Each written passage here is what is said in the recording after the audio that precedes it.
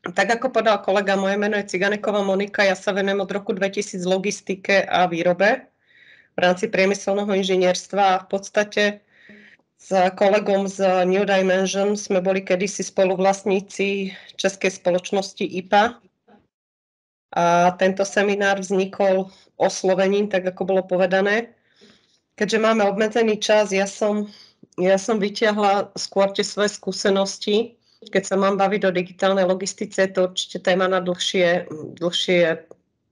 rozhovory alebo teda dlhšiu, hlbšiu analytiku. Ale v princípe stretávam sa stále častejšie s požiadavkami na digitalizáciu dát, digitalizáciu informácií, lebo zákazníci si postupne uvedomujú dôležitosť tej digitálnej väzby a správnosti informácií v systémoch. Takže ja som tú prezentáciu pripravila tak, alebo ten dnešný workshop si predstavím, že by možno mohol byť efektívny, takže budeme sa do ňoho aktívne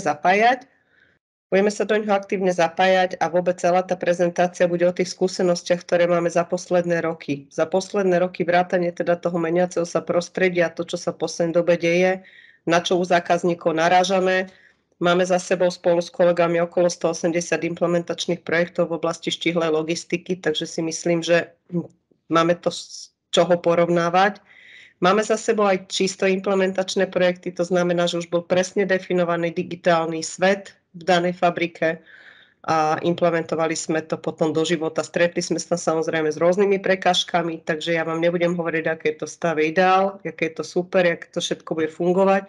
Ale chcela by som vám teda aj povedať, že čo nás čaká, ak tá digitálna logistika nebude fungovať tak, ako si všetci predstavujeme. Úvod môžem preskočiť. Tak.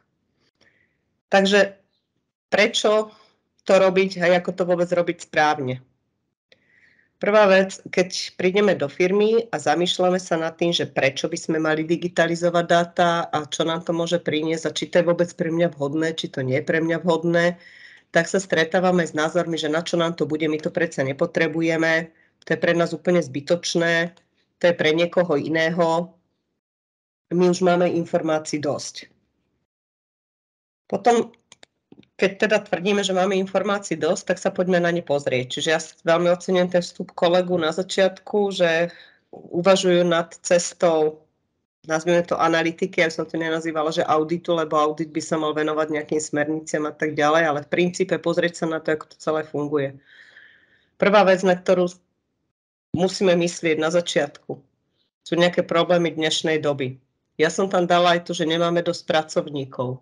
Pracovnej sily je dneska na trhu dosť, ale z môjho pohľadu, keď prídem do hoci ktorej firmy, tak výroba ako tak funguje a väčšinou to zlyhanie tých väzieb sa vždycky objaví na logistike. Nehovorím, že logistika to nevie, logistika to vie veľakrát riešiť, ale je to všetko ad hoc. To znamená, že... Jenom poznámečku, asi se vyplo sdílení prezentace. Ja teďka nevidím prezentaci, možná, že sa to nejak přeplo. Ne, vyplo sa. Ja ako náhle sa prepnem niekde, tak sa mi to vypne. Budem to musieť nechať v takomto móde, nevadí to, dá sa to čítať. Za mě ano, jestli někdo má, jestli vidíte to všichni? Nebo jestli má někdo problém, že by to třeba neviděl, já si myslím, že to jde vidět na mojí obrazovce bez problému. Lebo ako náhle to zmením, tak mi ten tým spadne. Rozumím. Tak to nechme takhle klidně. Dobre, super, dík. Za mňa také oka. Super, ďakujem. Takže my keď sa rozprávame potom s výrobou a logistikou separátne, tak tie požiadavky sú väčšinou viazané práve na tú logistiku, respektíve tá logistika je vždycky začiatočný a koncový článok firmy. To je jedna z vecí, ktorú si treba uvedomiť. A logistika tiež vyžaduje kvalifikovaného človeka. Do výroby hľadáme vždy kvalifikovaného človeka, ktorý vie sústružiť, ktorý vie lisovať a tak ďalej. A na tú logistiku je častokrát predstava v spoločnostiach, kde chodí, že však to je iba vozíčkár, jak má papiere, tak to môže robiť. To je iba kambaník, ktorý má doplňať nejaké materiály na linku. A neuvedomujeme si z môjho pohľadu, aké to má všetko dôsledky, ak to nefunguje správne a potom to tých informácií úplne niekde inde. Druhý problém, s ktorým sa stretávam, ceny materiálov rastú. To vieme všetci, o tom rozprávať nemusíme, ale nejde len o ceny materiálu, ide o dostupnosť materiálov ako takých. Ja sa stretávam paradoxne dneska s požiadavkami na pokles zásob, na osekanie v čo najväčšej možnej miere cash flow vo firme a práve prvé, kde sa tá cena odsekáva alebo kde sa osekáva ten stav cash flow sú zásoby, čo z môjho pohľadu nie je úplne správne v dnešnej dobe, ale mali by sme tie zásoby diverzifikovať, čiže mali by sme mať pod kontrolou ten digitálny svet, mali by sme sa poradiť jeden s druhým. Teraz riešim konkrétne spoločnosť, ktorá robí s hliníkovými profilmi. Už minulý rok mali problémy s dodávkami voči svojim kľúčovým zákazníkom BMW a Audi. Mali backlogy, mali dodávky lietadlom a podobne. A napriek tomu prišiel tam nový plant manažer, ktorý prišiel z iného sveta a chce okresať zásobu profilov na polovicu. Z môjho pohľadu absolútne nereálne riešenie, ktoré tú firmu postaví do pozície neschopnej dodávať dodávky včas. Z jeho pohľadu pozrel sa do systému a tvrdí, že majú nadstav, zásoby sú viazané samozrejme na obrad, na cashflow a tak ďalej. Z môjho pohľadu to dneska nie je správny smer. Keď som pozerala na dáta, s ktorými sa bavil, tak to boli všetko Excelové tabulky. A moja otázka bola, ste si istí, že tie dáta sú naozaj v digitálnej štruktúre a vo forme, ako vyžadujete? Ako vyžaduje vaše rozhodnutie, na základe čoho môžete tvrdiť, že ste schopní materiály okresávať? A jeho odpoveď bola, dáta sú dáta, dáta neklamú. Ako náhle niekde dáta zadávame manuálne, tak z môjho pohľadu to nie sú dáta, to je len predpoklad, že tie dáta budú v správnej štruktúre a za tie roky, kedy to robím, som ešte nenarazila na žiadnu firmu, ktorá by mala tie dáta 100% spoľahlivé. Boli firmy, ktoré boli veľmi na tom slušne a boli firmy, kde sme mali predpoklad, že budú dobré, ale neboli dobré ani náhodou. Požiadavky zákazníkov, rýchlosť, presnosť dodávok. Nemáme kapacity skladov, s tým sa určite stretávate a nemáme ani budget na to, aby sme niečo automatizovali. Keď poviem dobre, tak poďme sa pozrieť na to, ako by sa ten podnik dal transformovať, či to má zmysel robiť alebo nemá zmysel robiť. Tak prvú odpoveď, ktorú dostaneme, my nechceme žiadnu automatizáciu, my máme technológiu dobrú, my nepotrebujeme investovať do automatizácie výroby, ale vôbec nehovorím o automatizácii výroby. Ja hovorím o tom, že keď nebudeme mať správne dáta v správnom čase, v plne automatizovanom zbere, tak si nemôžeme byť istí tým, čo spravíme. Ďalšia otázka, ktorou si myslím, že sa treba zaoberať, je, ako budeme reagovať na tieto požiadavky. Či kúpime lepšie stroje, zoberieme kvalitnejších ľudí, prenajmeme si nejaké priestory, čo budeme vôbec ďalej robiť. A tu dostávam odpoveď, že na to ste experti vy. Na to sme si vás objednali, na to chceme od vás odpovede, ale keď tie odpovede dostanú, častokrát sa s tým nie sú schopní zmieriť, alebo nie sú ochotní tí zákazníci akceptovať tie rady, ktoré máme. V čom sme lepšie ako naša konkurencia? Keď nad tým rozmýšľame trošku hlbšie, môžeme si robiť rôzne benchmarkingové štúdie, môžeme si robiť rôzne audity, porovnania v danom segmente, ale ja budem tvrdiť, že skúsme si odpovedať, či sme naozaj lacnejší, či sme naozaj rýchlejší, či sme naozaj produktívnejší. A budem tvrdiť, že sme len tak dobrí ako procesy informácie, ktoré o nich máme a ľudia, ktorých znalosti dokážeme využívať. A budem tvrdiť, že keď nemáme rýchlejšie a správne informácie, čiže na čo nám je tá automatizácia, však spoľahlivé dáta máme, tak nie sme schopní reagovať ani rýchlejšie, ani presnejšie, ani produktívnejšie. Takže z môjho pohľadu digitálna logistika je jedna z kľúčových oblastí, ktorá by sa mala vo firme riešiť, nie digitalizácia počítačových sietí, prepojení toku informácií, ale digitalizácia ako taká, čiže digitalizácia na úrovni tej podnikovej logistiky, v zmysle skladovej logistiky, internej logistiky a podobne. Čiže z môjho pohľadu vašu rýchlosť, vašu cenu, vašu produktivitu, vašu schopnosť ďalej niečo vyvíjať a reagovať správne ovplyvňujú práve tieto digitálne dáta. Ja o tom už hovorím dávno, že digitalizácia logistiky je veľmi dôležitá, nezanedbateľná vec a v každej firme sa ich snažíme presvedčiť spolu s kolegami, že treba do toho investovať peniaze a budú ďaleko pred všetkými ostatnými. A jednu takú firmu si potom na konci ukážeme, kde nás počúvli a ako sa tá firma vyvinula v priebehu 3 rokov. Takže digitálny tok dát, o čom to je? Ako rýchlo vieme zbierať logistické informácie? Čo myslíte, o čom to je? Ako vnímate digitálny tok? Ako vnímate vôbec tú digitalizáciu tej logistiky? Že to budem vedieť spraviť rýchlo? Že to budem vedieť spraviť s menšou pracnosťou? Vyhodnotiť si výsledky, ako chcem? Budem vedieť rýchlo reagovať? Áno, spätnú väzbu, to je dôležité. Presne tak. Bude mať spätnú väzbu, bude ju mať len ten, kto ju potrebuje, bude ju mať v takej štruktúre, ako ju potrebuje, bude ju mať vtedy, keď ju potrebuje a bude ju mať takmer online. To je 5 základných vecí, čiže všetky tieto otázky si myslím, že by mali byť vyhodnotené ako áno.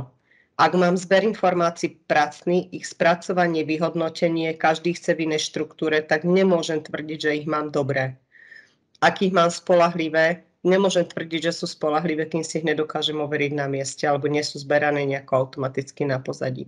Nemôžem tvrdiť, že mám rýchlu informáciu, keď zmením plán, plánovač musí bežať do výroby, majster musí informovať tým líder musí prestaviť linku a keď je prestavať linku, tak zavolá do skladu, chytro pošli nejaký skladník, ideme niečo doviesť a odviesť. Toto nie je tok informácií, ktorý môžem považovať za uspokojivý, ale mali by sme sa zaoberať tým, že na čo to vôbec niekto musí oboznamovať telefonicky, mailom, ako rýchlo som schopný reagovať na tú zmenu, ako rýchlo som schopný tie informácie medzi sebou zdieľať a v akej štruktúre, v akej presnosti.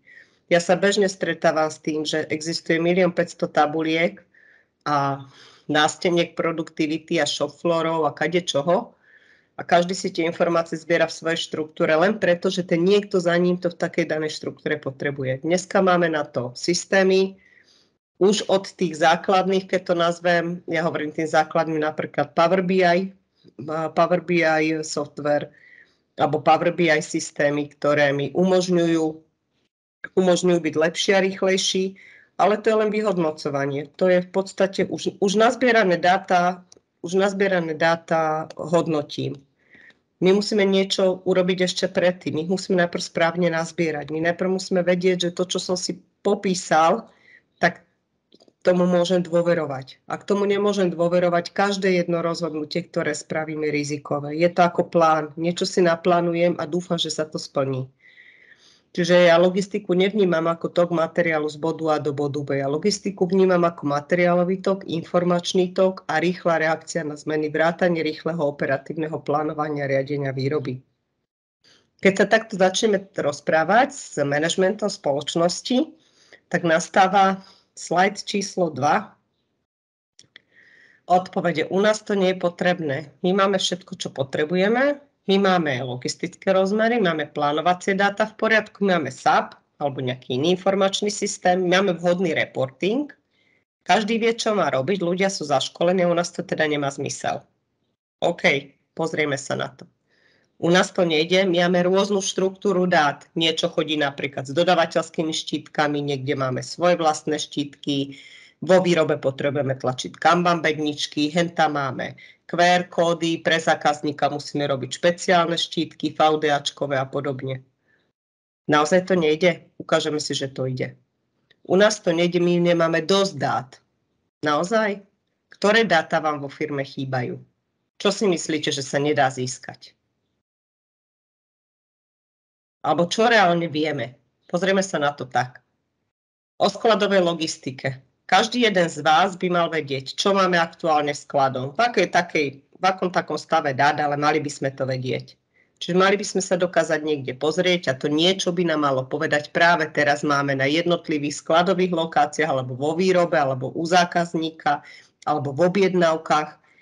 Máme nejakú hodnotu zásob, vieme koľko, vieme čoho, vieme v akom balení, vieme kto to prijal, vieme aká je tá spotreba, vieme dosahy zásob. Už pri tomto prvom bode často narážam na to, že tie dáta nie sú vierohodné. Ale v akom takom stave tie informácie sú? Čo vieme o internej logistike? Vieme, kto doviezol, odviezol, odkiaľ, kam, prečo, na ktorý výrobný príkaz. Niekde sa to získa dá. Ten interný vozičkár si nevymyslel, že ide zobrať niekde paletu a niekde ju zaviesť. Ten interný vozičkár urobil niečo na príkaz niekoho. Ak to niečo je aj v tlačenej forme a potvrdzuje, že to niekam zadal, alebo naopak je to v digitálnej forme a potvrdzuje, že to vykonal, tak informáciu mám. Nemusí byť v úplne presnom stave, ale mám. Častokrát narážam na to, že to síce všetko odniekiaľ vieme vyťahnuť, ale čo výroba? Veď výroba je to najjednoduchšie. Viem, aké má stroje zapnuté, viem, čo na nich práve teraz vyrábam, viem, kto tam je na tom stroji, mám dochádzkové karty k pracovníkom, viem, koľko som toho vyrobil za nejaký čas a viem, či ten stroj išiel alebo nešiel. Čiže keď sa trošku zamyslíme a nebudeme teraz zohľadňovať štruktúru dát, ako máme k dispozícii, ale zohľadníme, že niekde tie údaje sú, niečo je napísané na papieriku, niečo je v Exceli, niečo je v systéme, niečo máme na dodavateľských listoch a tak ďalej, tak zistíme, že vo finále všetky informácie vo firme máme. Máme ich síce v rôznej štruktúre, ale máme. Čo nám teda chýba, aby sme mohli digitalizovať? Z môjho pohľadu nám chýba jediné integrita dát, alebo nájsť nejaký systém, ktorý si dokáže s touto rôznou štruktúrou dát poradiť.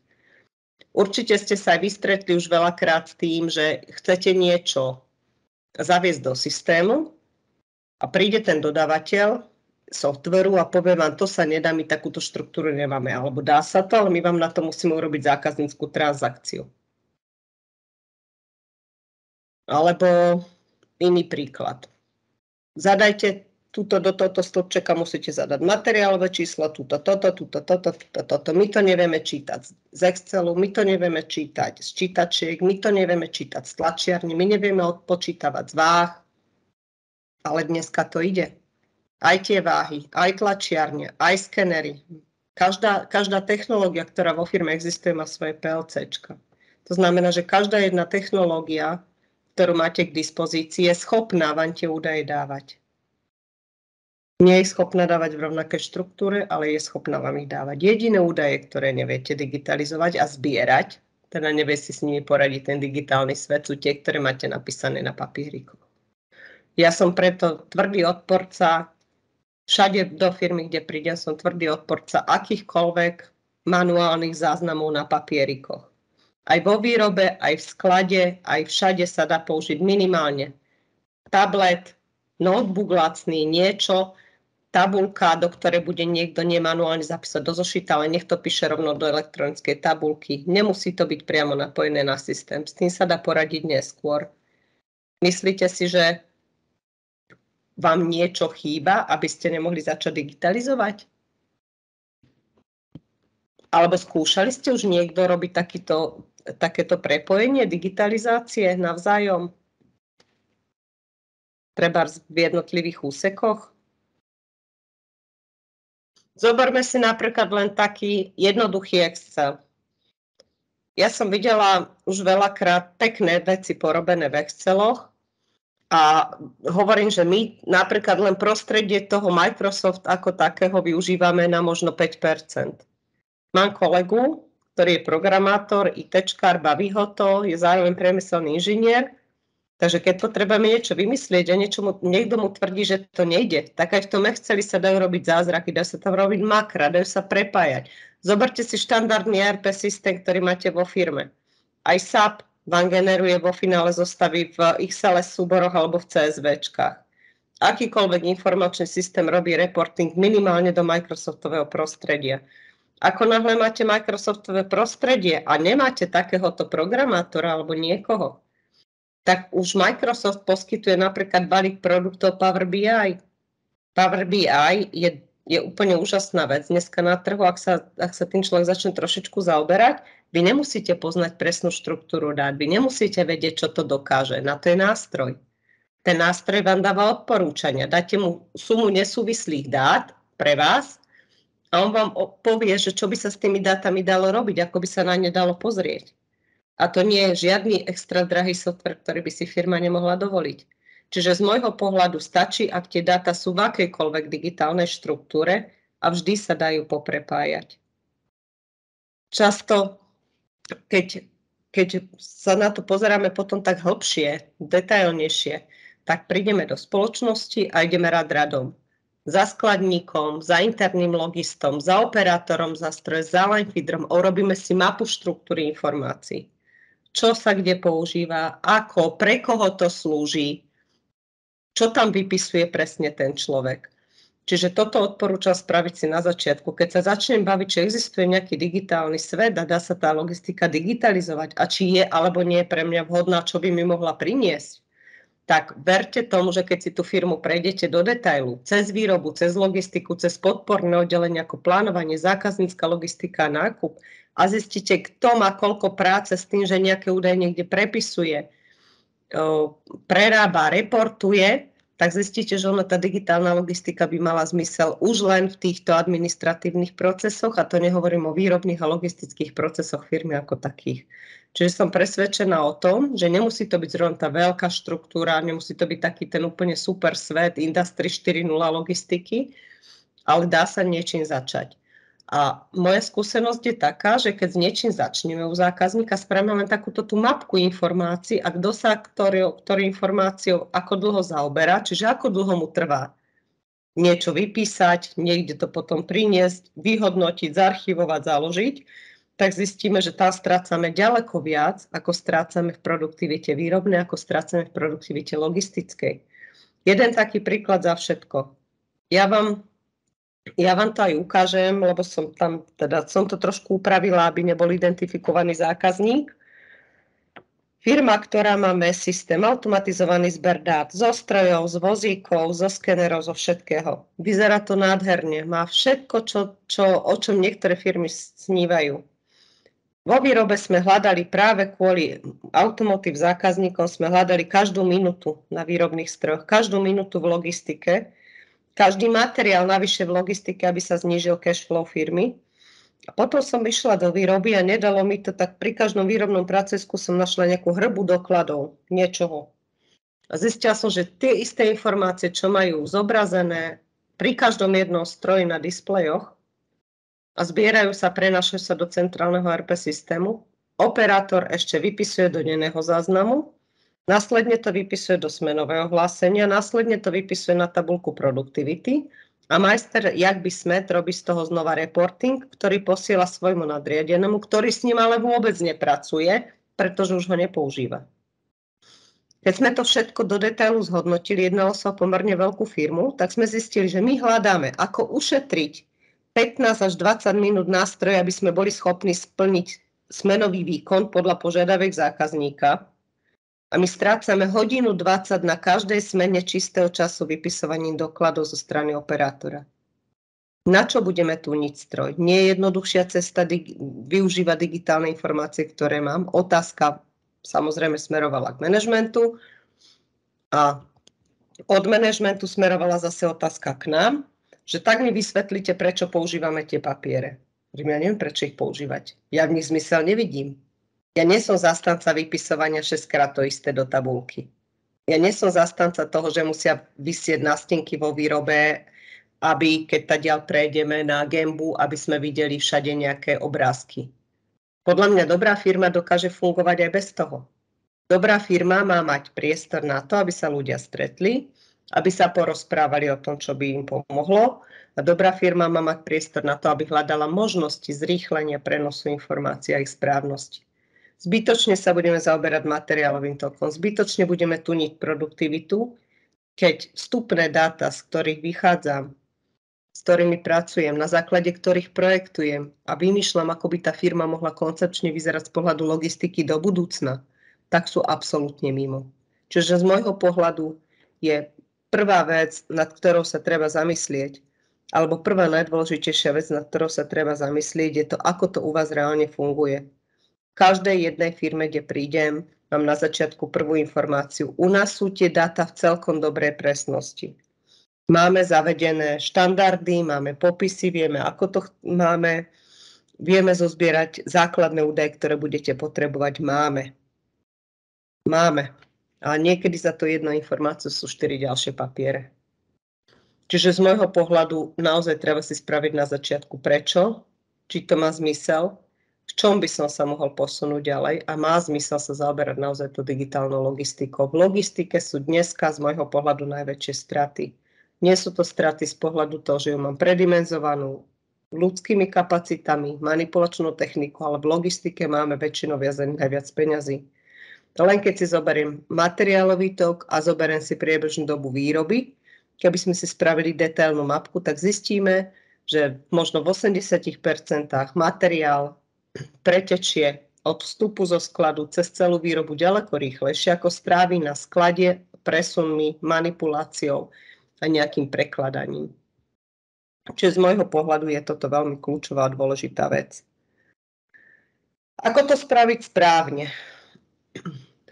Môžeme vedieť, že áno, nefunguje to u nás. Sú aj také firmy, ktoré si to uvedomujú, že to potrebujú posunúť na vyššiu úroveň. A začneme rozprávať o tom, že ako a prečo. Tu je veľmi dôležité to, čo povedal kolega z New Dimension na začiatku. Musíme vedieť, ako na tom sme. Čiže musíme mať veľmi dobré dátové štruktúry, musíme vedieť, ako to máme teraz, musíme si byť istí, že to, čo popíšeme, bude v poriadku. Musíme vedieť, aké údaje, v akej štruktúre zbierame, kto ich potrebuje, kedy a ako s nimi pracuje. Musíme si uvedomiť z môjho pohľadu jednu veľmi dôležitú vec. Ak to aj bude mať dokonale nazbierané, urobíme si mapku, zistíme, kde máme kritické cesty, povieme, do čoho potrebujeme ako firma investovať a ísť, čo nás najviac trápi a nevyriešime bod číslo 2, ako pracovníci budú vnímať zmenu, aká je podniková kultúra, tak vám garantujem, že to nebude fungovať. Nebolo by to prvýkrát, ja som teda väčšine optimista, kde prídeme do firmy a niečo zavádzame, tak dúfam vždy, že tí ľudia to chcú. Ale veľakrát som narazila, že to chce manažment, nechce to ten radový človek, lebo v tom vidí. Vidí v tom nielen zmenu, ale vidí v tom problém, ktorý sa mu potenciálne môže vyskytnúť.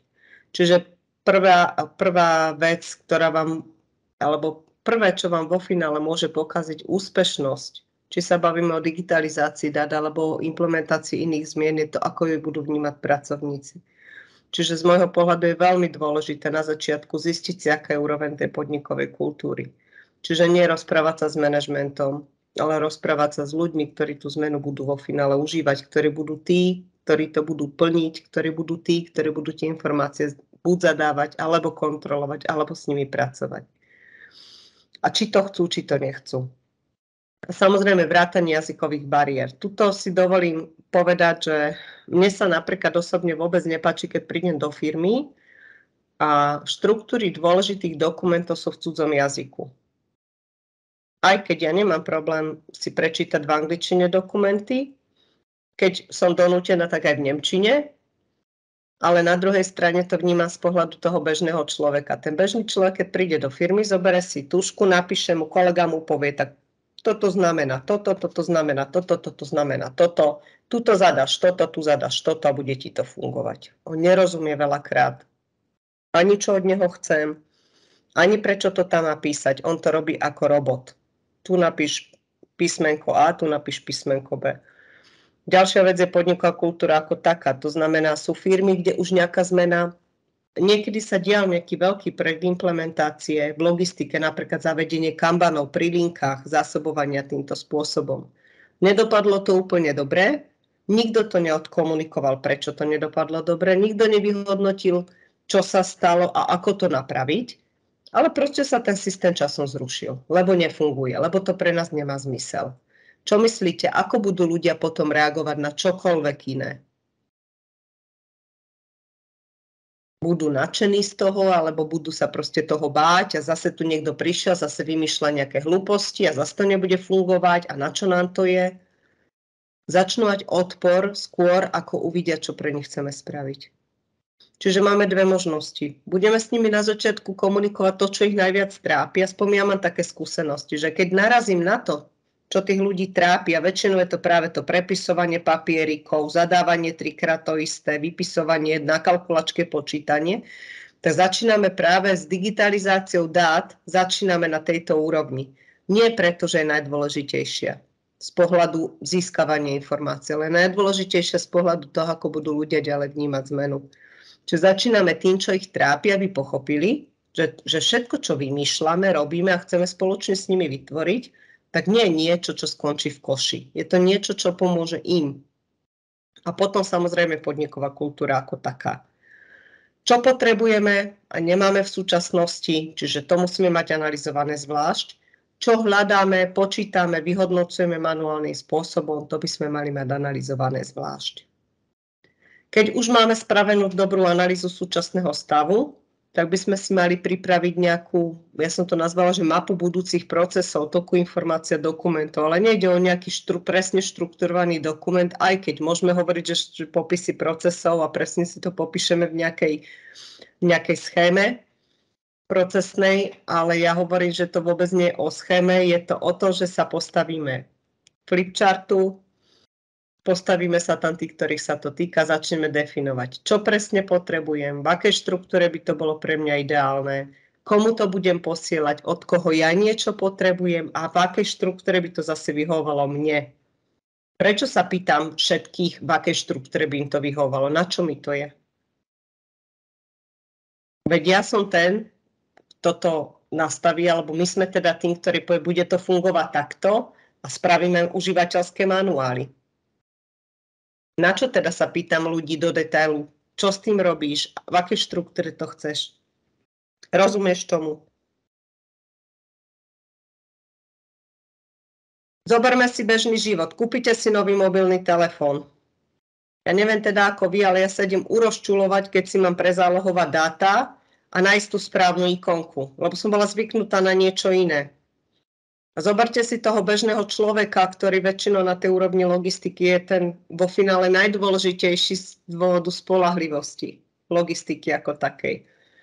On nemôže mať zostavy nejaké alebo nejaké transakcie, kde sa musí 6 klikmi preklikať. On musí mať niečo, že vie, toto sú moje 4 stĺpčeky a tieto 4 stĺpčeky potrebujem a potrebujem tam napísané tieto 4 čísla. A jedno sa bude volať materiál, druhé označenie, tretie balenie a štvrté pracovisko, kam to mám doviesť. Toto je veľmi dôležitá vec, pretože ten digitálny svet to umožňuje. Ja som vám povedala na začiatku, že keď máme dobre spravenú digitálnu logistiku a ideme postupne na tie vyššie a vyššie stupne digitalizácie, tak ja si s tými dátami môžem robiť, čo chcem. Vozičkárovi sa môže zobraziť iné z tej istej základnej štruktúry, šéfovi skladu niečo iné a manažérovi logistiky zase niečo iné, ale môže vychádzať z tej istej štruktúry. Pre mňa je veľmi dôležité, že vieme, čo ten človek odo mňa očakáva, ten konkrétny užívateľ. A budem tvrdiť, že keď to bude user-friendly prostredie a nebude musieť nad ničím príliš veľa rozmýšľať a bude to tak, ako si predstavuje, tak z mojich skúseností je výsledok potom taký, že budú zmenu chcieť a nebudete ju musieť ani nútiť, ani zaškolovať tých ľudí, ani im vysvetľovať a dopadne to dobre od samého začiatku. No a samozrejme musím vedieť, kto bude s tými informáciami pracovať. Čiže nie kto ako osoba, ale kto na akej úrovni znalosti a s akými prostriedkami. Čiže môžu to byť sebešikovnejší ľudia, ale musím si uvedomiť jednu vec, to som videla teraz naposledy, veľká spoločnosť, ktorá ide digitalizovať všetko, mali to pekne vymyslené, vozičkárovi dali skener, okrem toho má displej vo vozíku a okrem toho mu dali ešte mobil s aplikáciou na objednávanie materiálu z výroby. Čiže vozičkár musel mať pred sebou niekde nalepené a vo vrecku nastrkané 3 prostriedky, aby sa dostal k jednej informácii, k druhej a k tretej informácii. No určite bol z toho nadšený. Čiže pre ňoho digitálna logistika znamenala, zase mi dali ďalšiu rárohu a zase s tým budem musieť pracovať. Čiže ja si musím uvedomiť, s čím budem pracovať, kto s tým bude pracovať, či mu to neviem uľahčiť a nie mu to zhoršovať. A jedna vec, to je ďalší bod, funkčná špecifikácia. Ono sa to volá rôzne, funkčná špecifikácia, podporné protokoly, rôznym spôsobom. Vždy ide o dokument, ktorý hovorí o tom, ako si to vo finále predstavujeme zo všetkých strán, ako budeme tie jednotlivé informácie alebo informačné systémy prepájať, kto to urobí, ako sa tie dáta budú prenašať, v akej budú štruktúre a ak nemám niektoré funkcie, ktoré by som potreboval mať, tak aké funkcie pribudnú, aký hardware a software ma v tom dokáže podporiť. Toto by mal byť výsledok prvej prípravy na digitálny svet. Môžem začať malými krôčkami a môžem sa dostať potom k finálnemu riešeniu. Tento funkčný dokument, ak ak robíme nejakú digitalizáciu dát, implementujeme do života a príde softwarová spoločnosť, ktorú si firma vybrala, alebo je to materská spoločnosť, alebo je to nejaká, s ktorou v minulosti pracovali a povedia mi, že my máme dokument, my máme svoje, my vám ukážeme, čo to naše vie a my vám to doprogramujeme, tak toto za mňa nie je uspokojivá odpoveď. Ja chcem vidieť, čo majú, ako to majú a chcem vidieť, že pripravia report alebo pripravia takýto dokument a budeme si odškrkávať jednu po druhej, si budeme odfajkávať, čo splnili, čo nesplnili a keď to nesplnili, tak to budú musieť splniť. Len vtedy to môže efektívne fungovať, respektíve dlhodobo fungovať. Ak máme všetko, čo sme chceli. Určite sa aj vy stretávate v tom vašom živote s tým, že niečo sa zavedie, kúpim nejaký nový modul informačný, kúpim nejaké aplikácie do telefónu na objednávanie materiálu, napríklad nejaké web pripojenia alebo edit databázy. Zapojím sa do tohoto systému zberu a výmeny dát a potom začneme rozmýšľať. Už to máme a teraz kto to spraví, ako to spraví, čím to spraví, toto mi tam chýba a už začnú všelijaké zákaznícke transakcie, podpory, prepájania a podobne. Keby ste na začiatku mali spravenú takúto funkčnú špecifikáciu, tak nehovorím, že sa to nemôže stať, ale je tam určite menšia šanca, že sa to stane, ako v tom bežnom svete. Máme tady...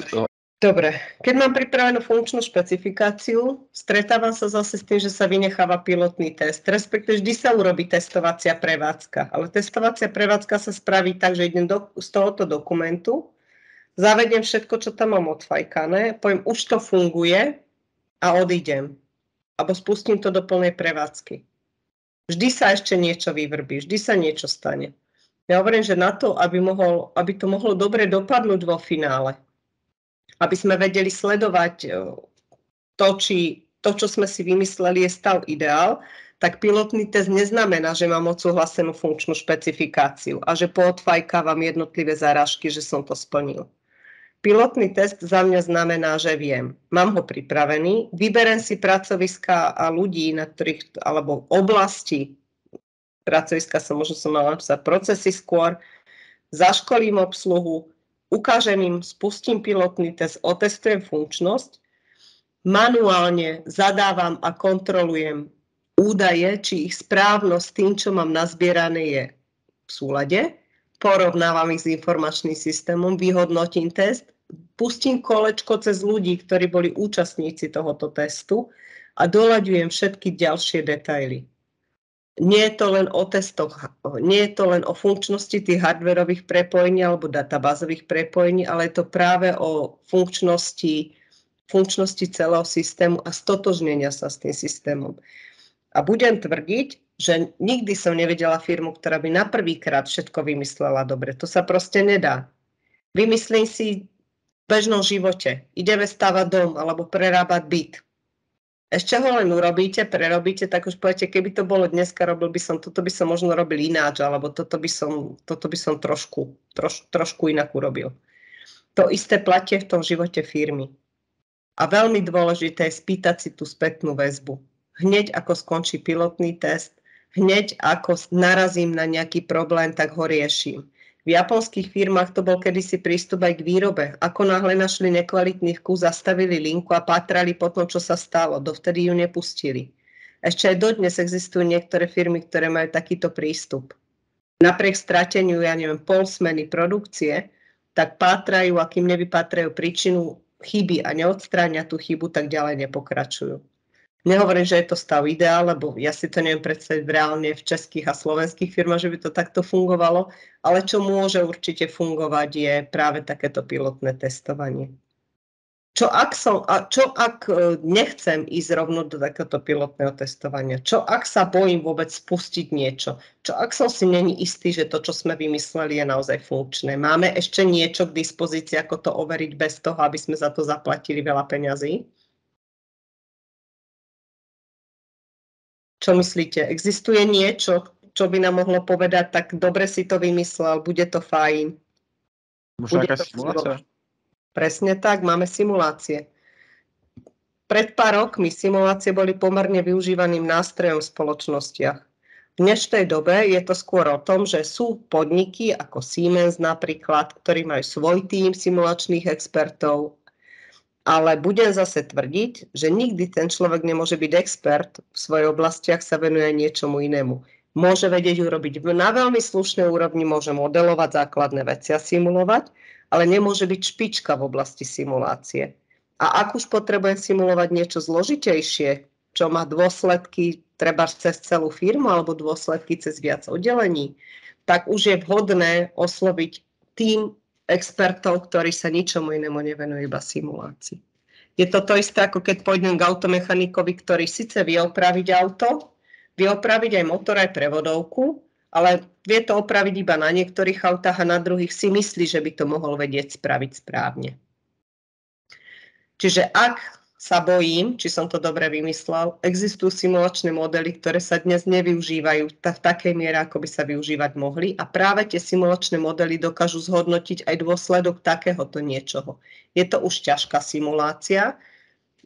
Ja tiež si viem spraviť jednoduchý simulačný model, ale veľké simulačné modely nerobím. Na to máme iných na trhu, ktorí to vedia robiť a vedia to robiť dobre.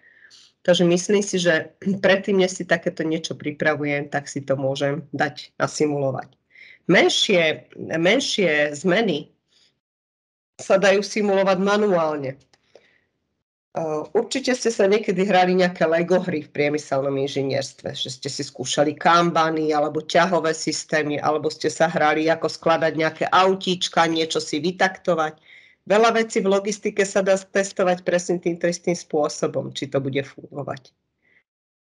Ťahové systémy riadenia poznáme všetci. Všetci o tom vieme rozprávať, máme k tomu teóriu, ale keď sa začnú zavádzať, už hľadáme všelijaké zošitky, kde by sme si napísali, alebo systémy, kde by sme si zadali, koľko som tam toho poslal, kde, kto to zaplánoval, kedy, na čo. Tie informácie tečú sami, tečú spoľahlivo. Čiže niečo sa dá robiť aj bez toho, aby to bolo príliš zložité. Poviem príklad, hlasové vychystávanie materiálu. Chcem, aby tok informácií bol taký, že je software, mám zoznam objednávok, počítač mi objednávky skumuluje, vyhodnotí, kde sa práve nachádzajú a operátorovi do slúchatka alebo do mikrofónu, ktorý má na ušiach, mu povie, kam má ísť, čo má zobrať, koľko má toho zobrať. Tuto je veľká obava a bude to fungovať a čo na to tí ľudia a ako sa to dá toto otestovať. Čo keby ste sa vyhrali na ten počítač a ten človek, ktorý by vychystával, vy ste si zobrali tú objednávku manuálne, chodili za ním a diktovali mu. Bež do pozície A1, zober jeden kus. Nie je toto isté? Koľko som za to zaplatil? Hodinu svojho času. Veľakrát treba len nad tým takto primitívne porozmýšľať alebo s veľmi zjednodušeným pohľadom, pretože vo finále sa netreba toho báť. Ten hardware sa dá častokrát nahradiť takýmto. Ja sa hrám na ten hardware. Alebo vláčik. Bude mi fungovať nejaký vláčik, nejaké zásobovanie dynamického charakteru? Prečo nie? Tak zoberiem vozičkára, vozičkár nezoberie jednu paletu, ale mix, bude sa tváriť, že sú to 4, že je to vláčikové zásobovanie a vyrazí len vtedy, keď sa to od neho vyžaduje. Chodí síce po rovnakých trasách, ale dynamicky odchádza a obchádza stanoviska len vtedy, keď od neho majú požiadavku. Tie požiadavky sa predsa dneska dajú zbierať, takže dám 4 operátorom, ktorí sú na linke, dám mobil, keď ti niečo dojde, pošli mi prázdnu SMS-ku. A ja viem, z ktorého pracoviska to došlo a budem sa hrať ja na ten software, ktorý ten vláčik riadi. Mne sa to možno hovorí trochu ľahko, lebo som sa so všetkými týmito situáciami stretla. Stretla som sa s nimi len preto, že z môjho pohľadu firmy nechceli investovať, báli sa tie investície. Báli sa tie investície do niečo, aj keď sme im tvrdili, že bude to dobré, mali sme výsledky simulačného experimentu a neboli si istí, že tie výsledky toho simulačného experimentu alebo výsledky našich tvrdení sú naozaj v súlade s tým, čo by im to mohlo priniesť. Čiže my sa snažíme ako firma vždy nájsť takéto nejaké jednoduché spôsoby riešenia, presviečania, zoberieme sa do výroby, hľadáme, poskladáme si niečo, vymyslíme si niečo, zahráme sa niečo. Ak nájdeme nezrovnalosti, nemali by sme po tom pilotnom testovaní alebo potom už odsúhlasení si, že áno, toto nám funguje tak, ako sme si predstavovali, toto sú veci, ktoré by sme potrebovali zmeniť, čiže vždy nájdeme nezrovnalosti. Ale keď nájdeme nezrovnalosti, nehľadajme riešenie. Hľadajme príčiny, čo to spôsobilo. Toto ja tvrdím stále a vždycky aj mojim kolegom, aj novším, ktorí prídu ku nám do firmy, nájdu nejakú chybu pri audite, pri analýze, pri niečom a už si sadnú a už začnú špekulovať, ako to vyriešiť, ako by sa to dalo. My nemáme hľadať, ako by sa dala odstrániť, ako by sa dal odstrániť dôsledok. My máme hľadať príčinu. Všetci nás to učia, všetci to vieme a v reálnom živote to robíme presne naopak. Niečo sa stalo a už aj hľadáme, ako to napraviť. Nehľadáme, že prečo sa to stalo.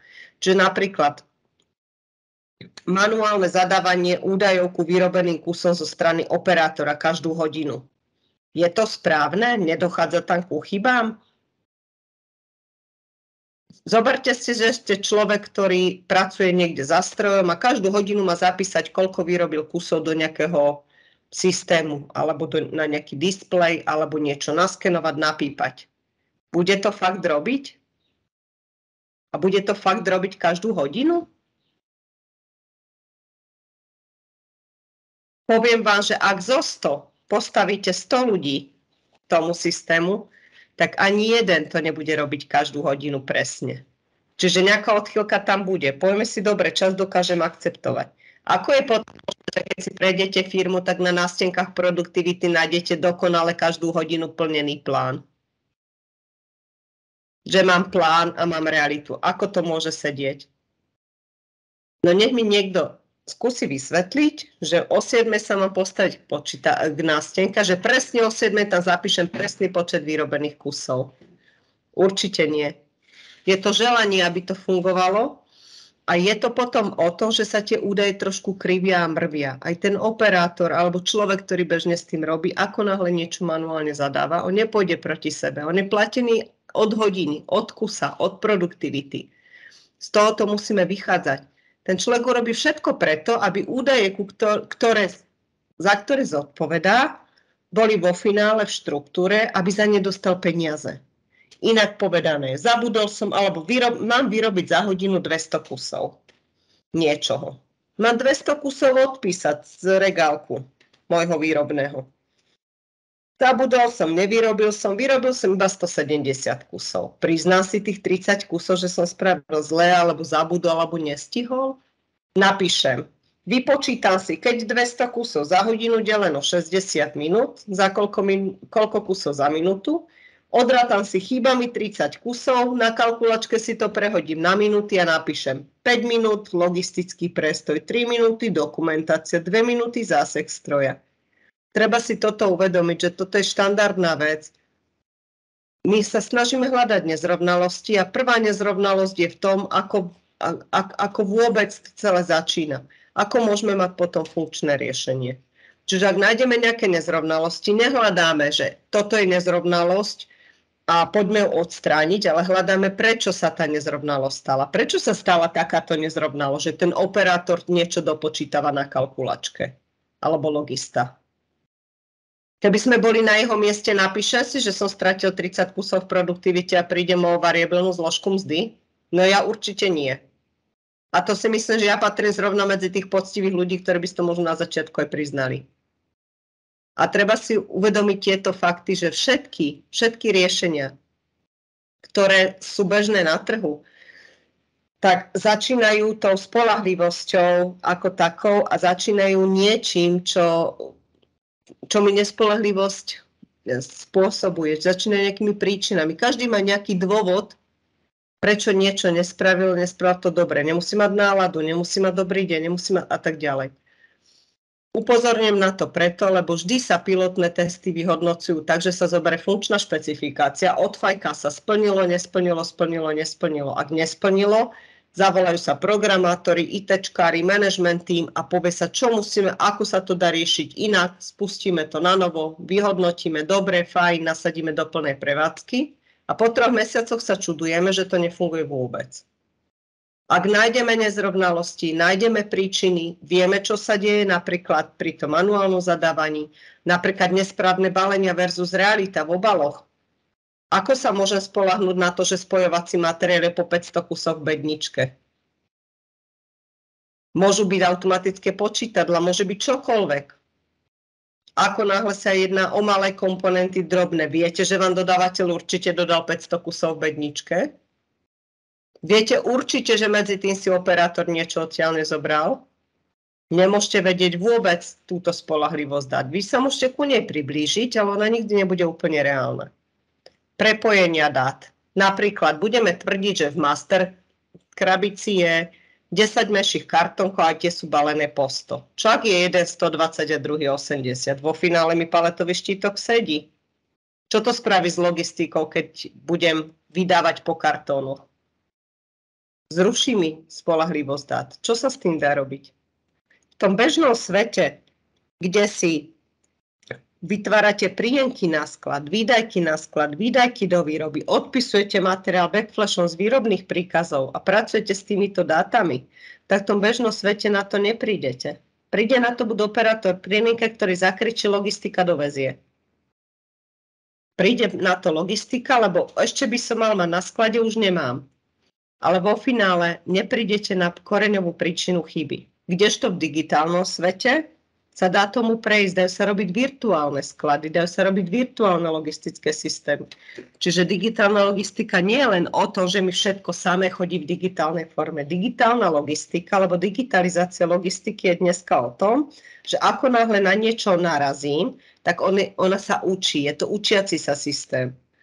To znamená, že ak sa raz stalo, že v balení malo byť 100 kusov, podľa nacvakaných kusov vo výrobe som minul 80 a kričím, že už nemám z čoho vyrábať, tak ten virtuálny systém si to zapamätá, že v tom balení není vždy 100, môže tam byť aj 80 a všetko prepočíta a už nepovie logistovi 20 minút pred minutím obalu doniesť mi ďalší, už mu to povie 30 minút a zase sleduje, čo sa deje. Čiže digitálny svet nie je len o to, že v digitálnej forme posielam dáta a v digitálnej forme ich spracovám. Digitálny svet dneska je o tom, že každá takáto chyba, na ktorú ten systém narazí, ak je správne nastavený, alebo ak má teda tú najvyššiu formu digitalizácie, tak on sa učí. Je to v podstate svet, ktorý funguje vo virtuálnej realite. A v SAPe môže mať niečo, alebo v informačnom systéme, ale v tom digitálnom systéme môže mať niečo úplne iné. Tie dáta sa vzájomne nebijú. Čiže digitálny podnik, digitalizácia logistiky dneska vôbec nie je o tom, že mám všetko v nejakej elektronickej forme. Je to o tom, že si žijem v jednom svete a v druhom svete.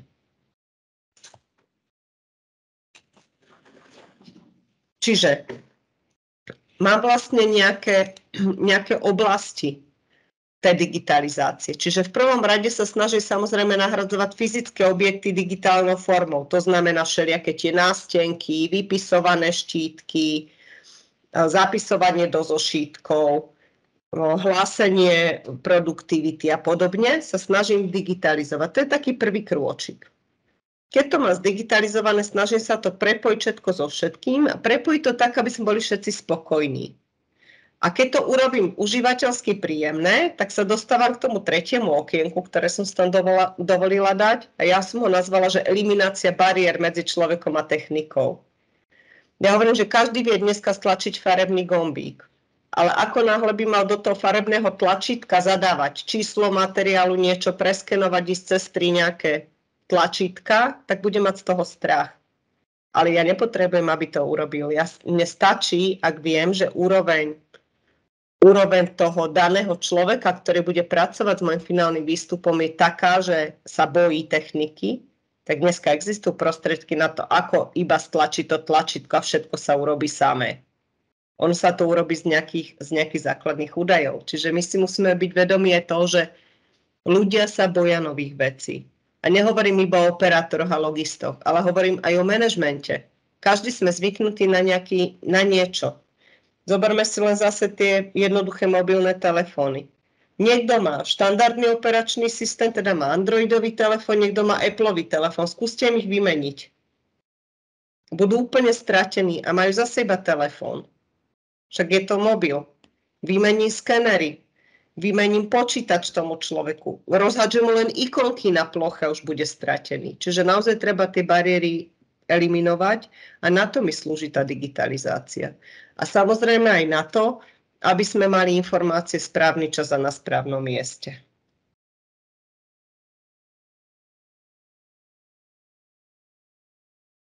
Takže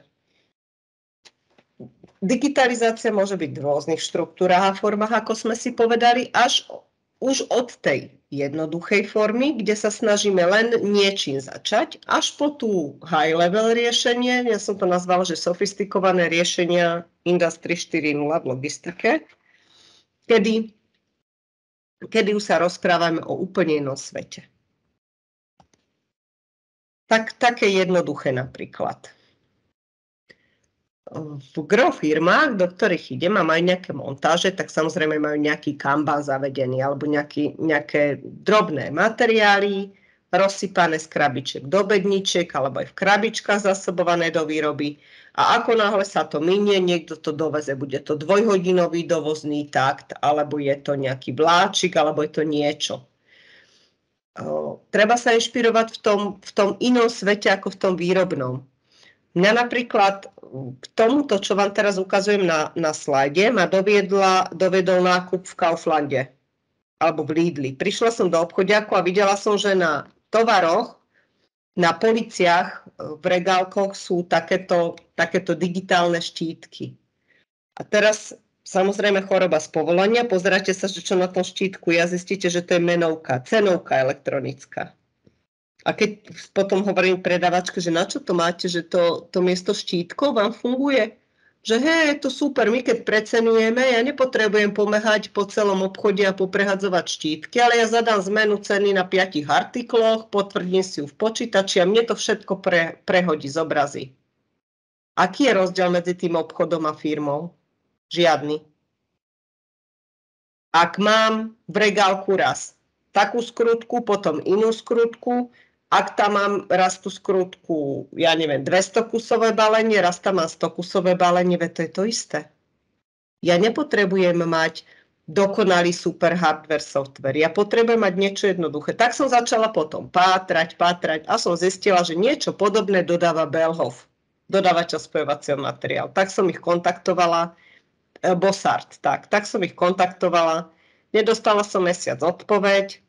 Potom som si postupne hľadala niekoho, kto s nimi robí na Slovensku a dostala som odpoveď, že tieto, on to volá, že smart biny, sú není vhodné do automotív priemyslu ani do žiadneho iného priemyslu, že to je vyslovene na obchod.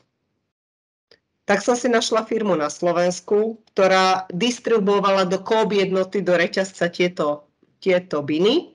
Spojili sme sa a som im dávala otázky. V čom je rozdiel? Čo ten bin dokáže zobraziť?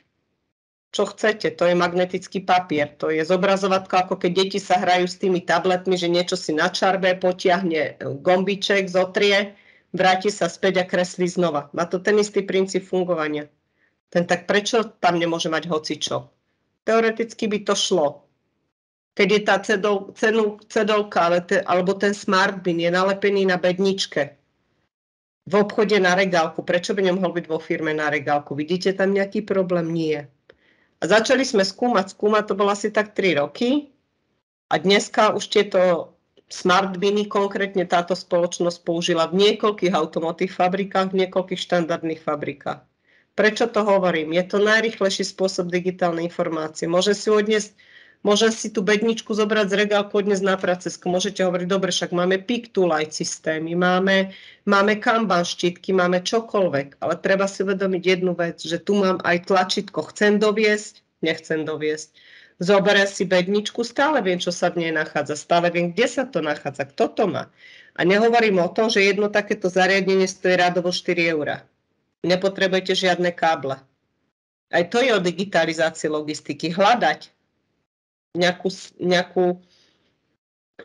nejakú symfóniu s niečím iným, čo sa síce nepoužíva vo výrobe, ale je to použiteľné vo výrobe a v logistike. Prečo by sa to nedalo použiť?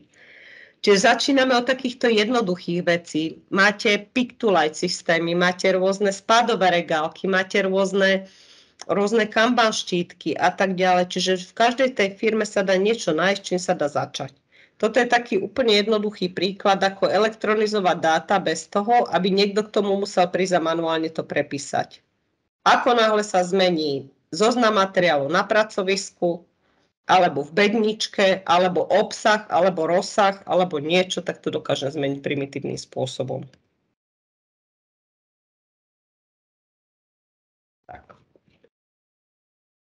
Toto je ďalšia taká možnosť. Vidíte dva monitory vedľa seba. Oni sú naschvál vedľa seba, aby ste videli tú výmenu dát. My sme mali veľký problém vo veľa firmách. Toto bola prvá, ktorá sa na to tak odhodlala, že dobre, tak si niečo vymyslíme. Operátor potreboval zadať požiadavky pre logistiku alebo výroba pre logistiku. Logistika potrebovala požiadavky potvrdiť, aby nedochádzalo k permanentnému dohadovaniu, kto to spravil a kto to nespravil. Dostali jednoduché displeje. To, čo vidíte na tom slajde, to sú dva jednoduché monitory a naprogramovanie zase veľmi jednoduchým spôsobom. Vyberete si výrobok, ktorý idete vyrábať. Na pozadí si natiahne z kúsovníkov, čo do výrobku spadá, rozpočítam si to na úroveň balení, to sa dá všetko dneska napočítať cez Excel. Čiže operátorovi sa zobrazí takáto obrazovečka, kde on vie, čo práve robím nástroj a pýtam si, čo mi dochádza. Logistika zase vidí, že už si to vypýta, lebo mu to svieti, ja neviem, na rúžovo, na červeno, na oranžovo, ako si poviem. A tým pádom mi na pozadí beží čas. Čiže viem, ako dlho to trvá tej logistike, kým ma obslúži. A zároveň, keď to logistika spraví a nachystá, tak nemusí niekde skenovať, zapisovať, ale stlačí si na displej tlačítko a viem, že sa to stalo. Myslíte si, že s týmto bude mať problém to niekto obsluhovať? Keby som takýto istý systém spravila inak, že poviem, tu máš skener vo výrobe, naskenuj si výrobný príkaz, na skeneri ti vyjde, čo vyrábaš. V tabuľke v informačnom systéme si pozri, čo do toho spadá. Tu máš zoznam dielov, toto si prepoj a tuto si bude zadávať požiadavku a tu si potom odošli do skladu. Skladníkovi poviem, pozri sa do SAPu, do tejto transakcie, tam nájde spotrebu materiálu. Pozri sa do inej transakcie, do výroby a pozri sa do tretej transakcie, kde máš logistické balenia. Je to to isté, len je to zdigitalizované. Preto budem tvrdiť, že je to len otázka toho, ako sa na tie dáta pozriem. Je to úplne primitívna záležitosť. Navyše nehovorím o tom, že toto riešenie tiež to nestalo 1000 eur. Tiež akože trošku to trvalo, lebo to bolo treba naprogramovať a poťahať dáta z pozadia, ale dovolím si tvrdiť, že takéto jednoduché monitorovanie a reportovanie procesu vám môže vo finále ušetriť neskutočné kvantum času a ľudia sa toho prestanú báť. Tiež je to digitalizácia logistických dát. Tiež pracuje presne s tými údajmi, čo sú na pozadí vo vašich informačných systémoch. Akurát to spracováva do užívateľsky príjemného prostredia. My sme nezmenili v podstate nič. My sme dali užívateľom na jednej a na druhej strane nástroj, aby sa nedohadovali, aby dôverovali, že ja som to stlačil, to tlačítko a tým pádom ja som z obliga, ja som si vypýtal, logistika, ja som to stlačil, to znamená, že som to doviezol a prestávajú dohadovačky. Ďalšia vec, ako náhle dáte ľuďom nástroj, ktorý ich dokáže sledovať. Zoberte si u vás v Čechách teraz taká hitovka, tie kamery na meranie rýchlosti, úsekové, schované. Ja keď idem teraz cez Čechy a pred rokom, tak si dovolím tvrdiť, že je to 90% zmena, lebo cez ktorú obec idem, či v noci, či cez deň, tak ľudia poctivo dodržiavajú rýchlosť. Samozrejme, po prvú pokutu možno nedodržiavajú a potom už to ide lepšie. To je presne to isté. Na pozadí mám psychologický efekt, že ak ja niečo neurobím, ak si ja ten materiál nevypýtam takýmto spôsobom, ja zbytočne budem tvrdiť, že mi to logistika nedoniesla. Lebo niečo na pozadí ma odmerá a poviem, ale ty si to nevypýtal. Ty nemáš na to nárok. Logistika zase, keď niečo nachystá, dovezie, klikne. A z toho skladu sa to automaticky na pozadí odpíše. Tam je to také ešte diskutabilné samozrejme, ale aj oni majú pocit kľudu, ja som si to splnil, ja mám svoje reakčné časy. Toto sa dá potom vytuniť do dokonalosti, že môžete tými farbičkami rozlišovať napríklad to, že čo čaká na splnenie, do 10 minút svieti na zeleno, 20 minút svieti na oranžovo, čo čaká dlhšie ako 3/4 hodinu svieti na červeno. Chcem tým iba ukázať, že toto bolo robené pre spoločnosť, kde sme potrebovali nakopnúť. Lebo sme zistili, že podniková kultúra je tak mizerná, že tí ľudia sa idú medzi sebou doškriepiť, kto to spravil, kto to nespravil. A miesto toho, aby hľadali takéto niečo jednoduché, tak si dokazujú a vypisujú a podpisujú a odovzdávajú materiál a preberajú medzi sebou. A zase vám vzniká iba kopu záznamov, ktoré sú úplne o ničom. A zase vzniká rozhádaný tým ľudí. Čiže týmto kľudne môžete začať, to je druhé také jednoduché riešenie. Tretie také jednoduché riešenie je vizualizovať si dáta, ktoré už mám. Ako náhle viem psychologicky, že niekto na mňa vidí a vidí, či som si spravil prácu, tak dokážem spoľahlivo tvrdiť z tých skúseností, ktoré mám a ktoré máte určite aj vy, že sa začneme prirodzene správať, ako som to povedala, kultivovanejšie. Začneme si viacej plniť svoje povinnosti. Bez ohľadu na to, či som predtým si ich neplnil, lebo som nechcela, alebo ma to nebavilo, alebo čokoľvek, tak začneme sa automaticky správať lepšie.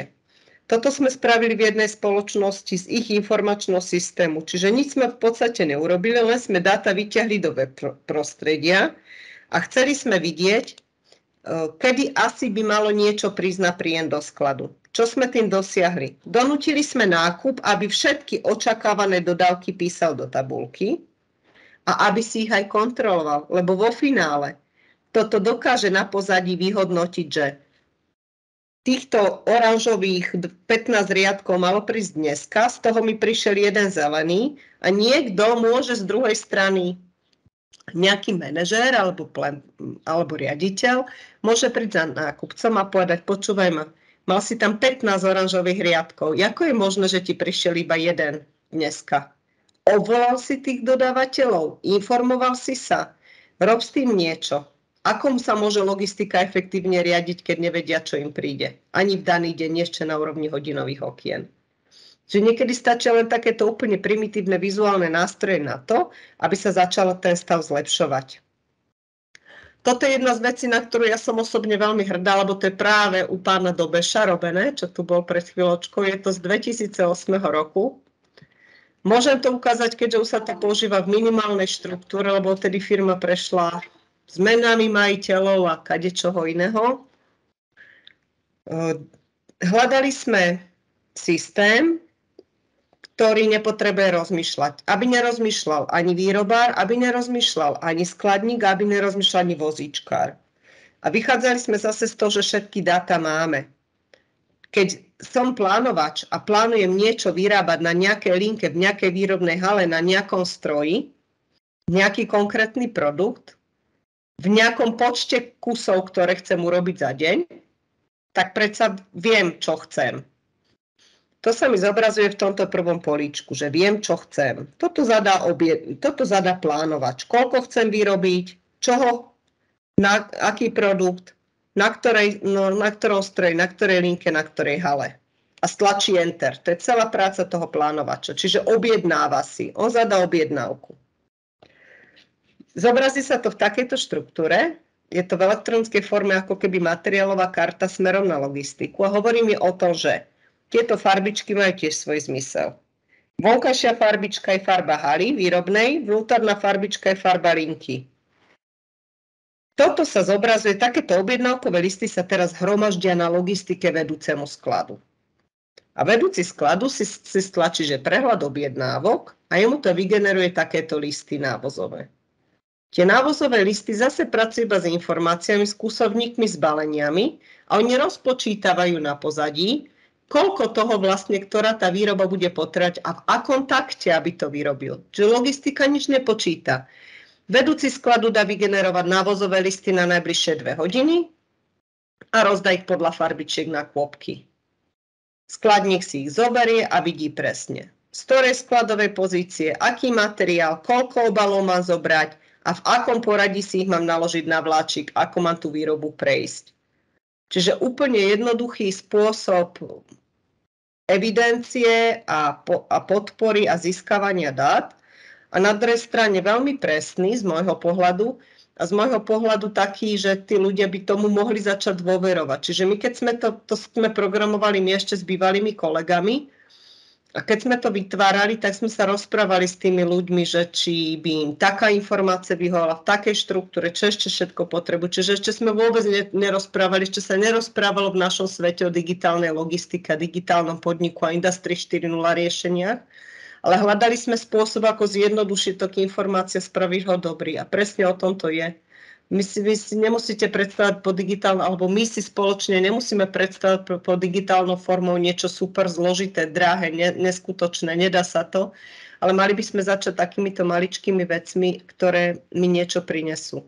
Zhodou okolností Vistam bola vtedy jedna z firiem, ktorá si dovolím tvrdiť, že aj za podpory vtedajšieho šéfa logistiky pána Dobeša a jeho kolegynky Janky Račkovej si dovolím tvrdiť, že to bola jedna z najlepších firiem, ktoré som v tej dobe bola. Aj po stránke toku informácií, aj po stránke podnikovej kultúry a tak ďalej. Naozaj tá firma bola niečo z môjho pohľadu proti ostatným.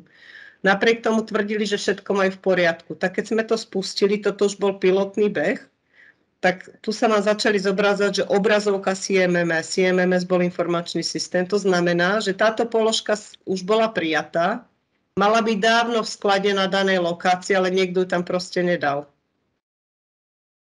My všetko máme, my to robíme všetko dobre, my máme všetky informácie spoľahlivé a vo finále sa vám to zobrazí takto. Čo myslíte, ako začali reagovať tí skladníci, keď sa im začali zobrazovať takéto obrazovky? Nechali to tak? Už na mňa niekto vidí. Už na mňa ako skladníka niekto vidí a už povie, tak počúvaj, tak ty si ten materiál nezaložil do lokácie. Ty si ho iba prijal, niekde si to hodil do skladu a tvrdíš, že si svoju prácu robíš dobre. Už by som si dávala veľký pozor, či mi tu vybehne nejaká obrazovka, alebo či tam bude presná skladová lokácia. A zase som v podstate nič neurobil, len tí ľudia začali byť zodpovednejší. A tých príkladov je veľmi, veľmi veľa. Čiže vždy je to o tom, že si vytvorím svoju masku, svoju štruktúru, čo potrebujem, ako potrebujem a aké informácie potrebujem predávať. Sú ďalšie príklady. Toto je zase z inej spoločnosti, kde sme sa stále naťahovali s expedíciou a s matkou a s dodávateľmi a so zákazníkmi, čo kedy odišlo, či je to nachystané, či to stihneme, nestihneme, tak sme spravili jednoducho takýto nástroj, zase iba vizualizácia informácií. Šéf logistiky bol nadšenec IT, takže to bolo to jednoduchšie. Takže sme spravili dobre. Vedia, potrebujem iba vedieť dátum, plánovaný, nejaký prepravný kód, potrebujem vedieť, do ktorej krajiny, kto bude príjemca, čo tam idem nakladať, kto to bude nakladať a potrebujem vedieť, či už to prešlo vrátnicou, neprešlo, či mám pripravené doklady, či mám pripravený materiál, či už auto odišlo, neodišlo. Takže sme si postupne nazbierali takéto informácie, začali sme ich len vizualizovať, nič iné, len vizualizovať. A vidím, čo ma čaká, aká práca, vidím, či mám všetko pripravené, či mám doklady v poriadku, akým spôsobom to mám chystať, kto to bude brať, koľko mám toho pred sebou. Výrazne sa zlepšila logistika v tejto spoločnosti a neurobili sme v podstate nič, len sme vizualizovali dáta. Tým vás chcem trošku nasmerovať k tomu, že niekedy to vôbec nie je o to, že hľadám tie zložité systémy riešenia, ale stačí mi tie dáta hodiť do digitálnej formy. A stačí začať s nimi pracovať, aby sme to nezbierali z 10 zdrojov a nedohadovali sa, nevolali na vrátnicu, na nákup, na expedíciu, na dopravu, nezháňali tie dáta, ale by to, čo máme vo firme, aby sme to snažili využiť, pospájať a začíname maličkými krôčkami. Alebo začneme úplne veľkými krokmi a vytvoríme si dokonalý digitálny svet, zaplatíme si spoločnosť, ktorá má s tým skúsenosti softverová a ideme rovno do veľkých riešení. Ja som kedysi si spravila takýto obrázok a už som ho párkrát teda použila. Keď sa ma niekto spýta, že čo je to tá chytrá, tá digitálna logistika, lebo počujeme pojmy štíhla logistika, chytrá logistika, digitálna logistika, všelijaká logistika. Ja hovorím, že je jedno, ako tú logistiku nazveme. Ona musí byť funkčná, musí byť dobrá, musí byť jednoduchá, musím z nej mať jasné informácie vtedy, kedy chcem a kde chcem. Čiže o tom to je, o ničom inom to nie je. A keď to chcem mať dobre, tak musím spájať niekoľko celkov. Musím mať aj dobrý sklad, aj dobrú ostatnú logistiku, čiže internú, zákaznícku, plánovanie, riadenie výroby. A keď mám toto, tak budem mať chytré procesy, chytrú manipuláciu, chytrú identifikáciu, chytrú optimalizáciu. A môžete začať z ktorejkoľvek strany a vo finále sa postupne dopracujete s tými malými kročkami k tomu výsledku. Z mojich skúseností ja odporúčam vždy začať tým, čo tých ľudí najviac trápi.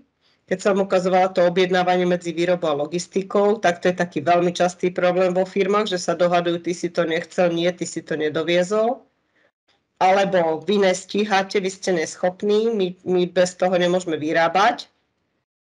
Takže s týmito nezhodami sa stretávam často, čiže väčšinou začíname tu, alebo potom s čím sa stretávame nákupná logistika, že má problémy s dohadovaním sa s dodávateľmi, zákazníkmi a skladová logistika samozrejme má problémy s nárazom na svoju kapacitu, čiže nárazové plnenie požiadaviek. No a ja som si vám sem dovolila dať takých pár slajdov, keďže som vedel, že kolegovia vám to nazdieľajú, tú prezentáciu vo finále. Tak som vám sem vložila slajdy. Toto nie je moje. Toto vytvorila spoločnosť ANASO, s ktorou sme vytvárali taký veľký Industry 4.0 systém ešte od roku 2007, kedy sa to tak nevolalo. A v podstate vám môže slúžiť aj na to, aby ste si povedali, v akom stave ste teraz. Čiže to sme spravili taký, že design logistiky, že aké sú rôzne stupne, kde sa ešte viem dostať. A mali by ste si odpovedať, že kde sa teraz práve nachádzate, v ktorom stupne, čo by mal byť ten následný krôčik. Ja to považujem za veľmi dôležité z jedného dôvodu, že niekedy prídem do firmy a majú v skladovej logistike napríklad obyčajný regálový systém a polku vecí na zemi a oni bez toho, aby rozmýšľali, že prečo, na čo, za čo, tak rovno chcú ísť do nejakých super automatizovaných skladov s prepojením na dodávateľské reťazce a so všetkým možným. Alebo napríklad transportná logistika. Mám nejakých dopravcov kade-tade po Slovensku, Čechách, Európe a hneď to chcem dať na nejaký real-timeový routing a chcem to dať nejaké super veľké spoločnosti a hneď chcem preskočiť tie ďalšie 3 stupne. Proste môžete to urobiť, ale je to obrovské riziko. Vždy treba ísť ten kročík po kročíku a uvedomiť si, kde som, kde sa viem dostať, čo ešte viem vôbec dosiahnuť. Už tento prvý stupeň je vo veľa spoločnostiach nesplnený. Čiže my sme spravili s kolegami takúto štruktúru, že čo to asi je a kde by sa to asi malo posúvať.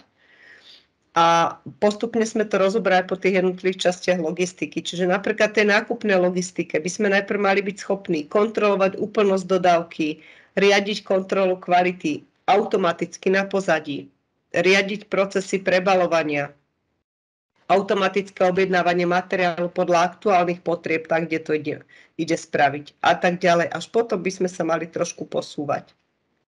V skladovej logistike takisto. Hovoríme o tom, že máme nedostatok kapacít. Sú firmy, kde naozaj majú nedostatok kapacít a sú firmy, ktoré to nemajú dobre upratané. Môžem kupovať zložité systémy skladové. Môžem začať poloautomatizované riadenie, môžem si prenajať externé sklady.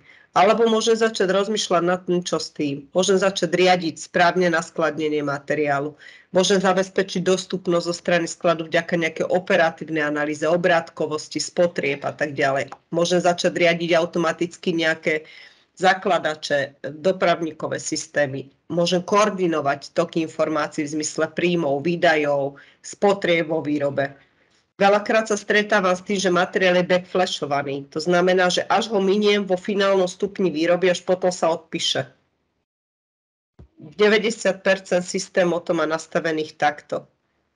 V bežnom živote asi áno, ale v digitálnom svete to je z môjho pohľadu veľmi neskoro. Ja v momente, keď mi opustí niečo sklad, potrebujem vedieť, že je to vo výrobe, potrebujem vedieť, pre koho to je a potrebujem vedieť skôr ako za týždeň, že sa to minie a vráti.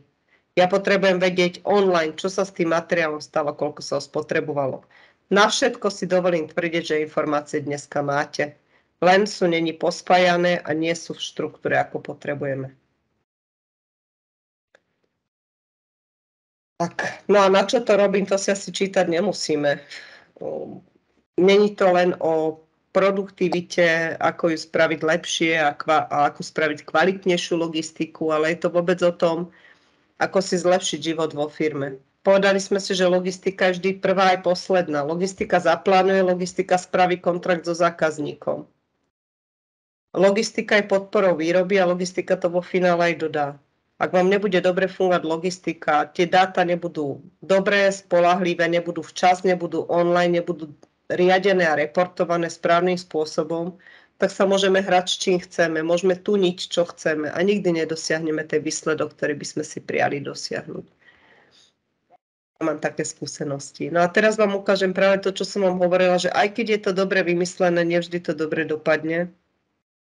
Toto je taký vzorný príklad. Mňa to teraz strašne mrzí konkrétne v tejto firme, lebo tú firmu mám rada.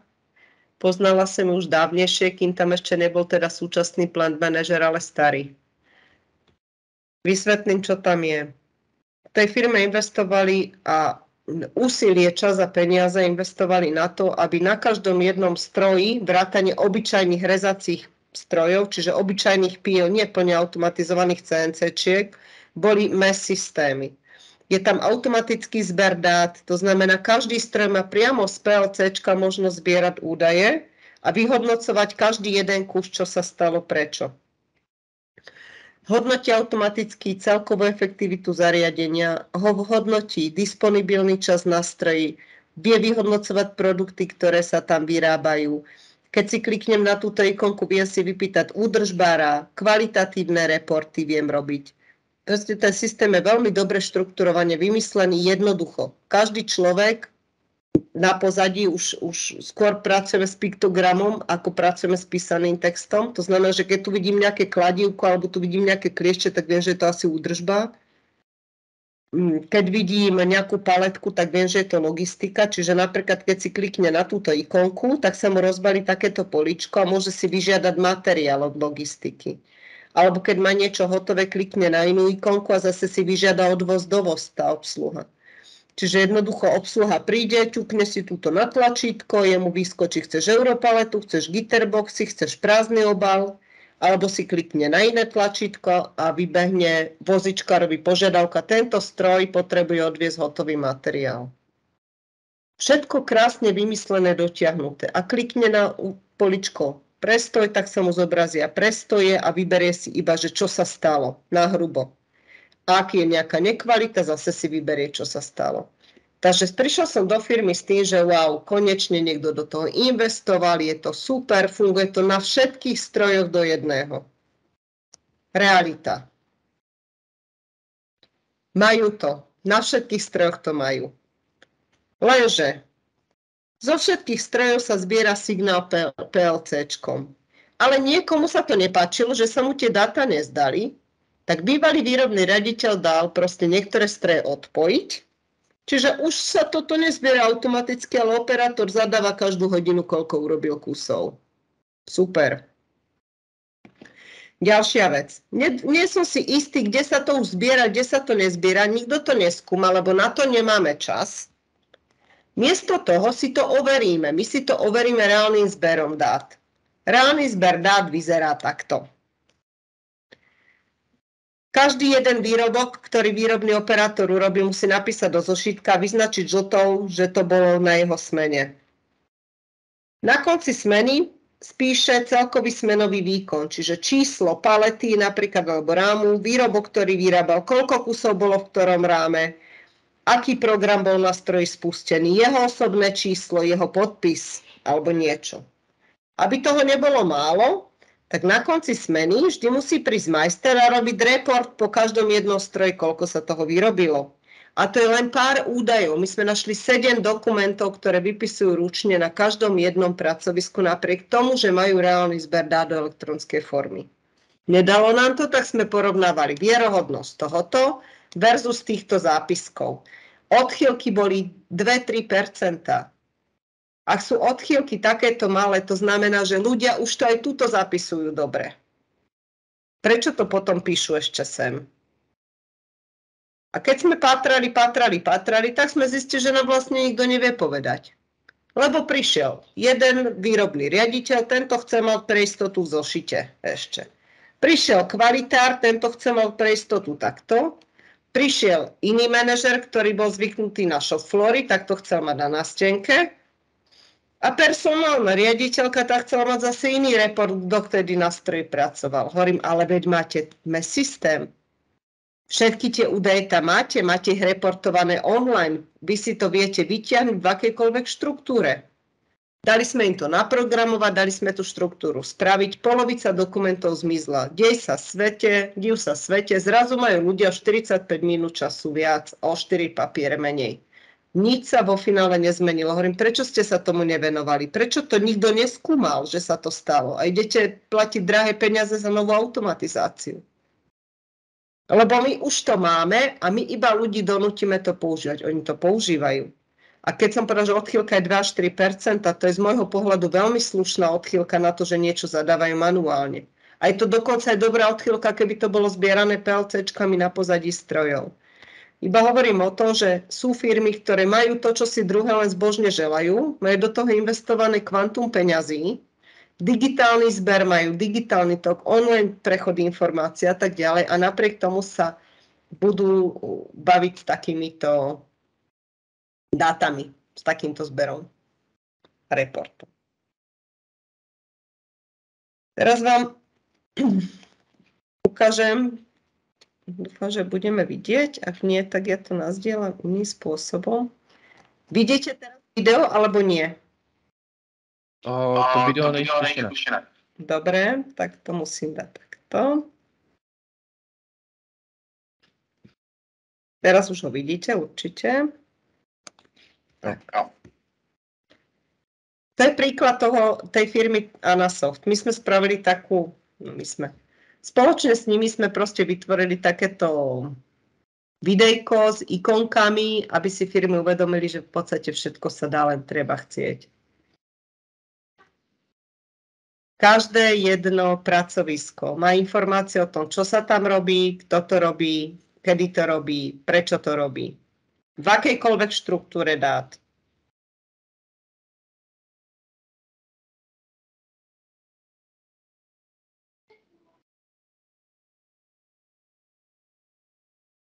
Tak.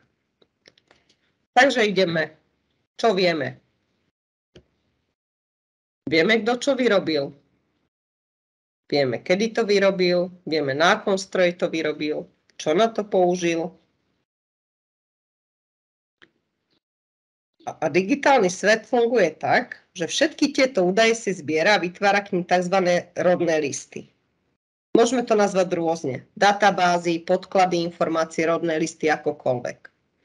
EMANS systém je jeden z nich. Nehovorím, že je jediný. Ja ho jediný poznám, preto je to ako príklad.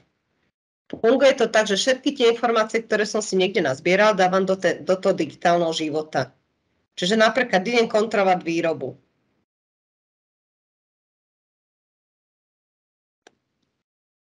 Tak. Mám inštrukcie, ako náhle sa niečo stane, spraví sa mi samozrejme záznam o tom, že to prebehlo. Môžem kontrolovať kamerou, môžem mať všelijaké Wi-Fi skrutkovače a podobne. Alebo proste operátor potvrdzuje, že niečo spravil alebo nespravil. A teraz to, čo vidíme, tu je ten štandard. Niečo sa zmenilo, zmenil sa mi plán. Niekto musí prísť, povedať všetkým, čo idú robiť, nové postupy doniesť, nové zákazky, nové materiály a tak ďalej. V tom digitálnom svete to robiť predsa nemusím, však mám zobrazovátko. Ja iba nastavím, že idem robiť toto. Dám update a ten systém vie, čo má robiť.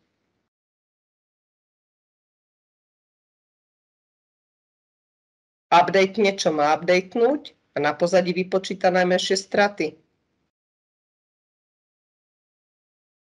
Takisto viem, čo sa deje na pracoviskách. Viem, koľko boli ľudia využití efektívne, neefektívne, kde mali prestoje. Všetko viem.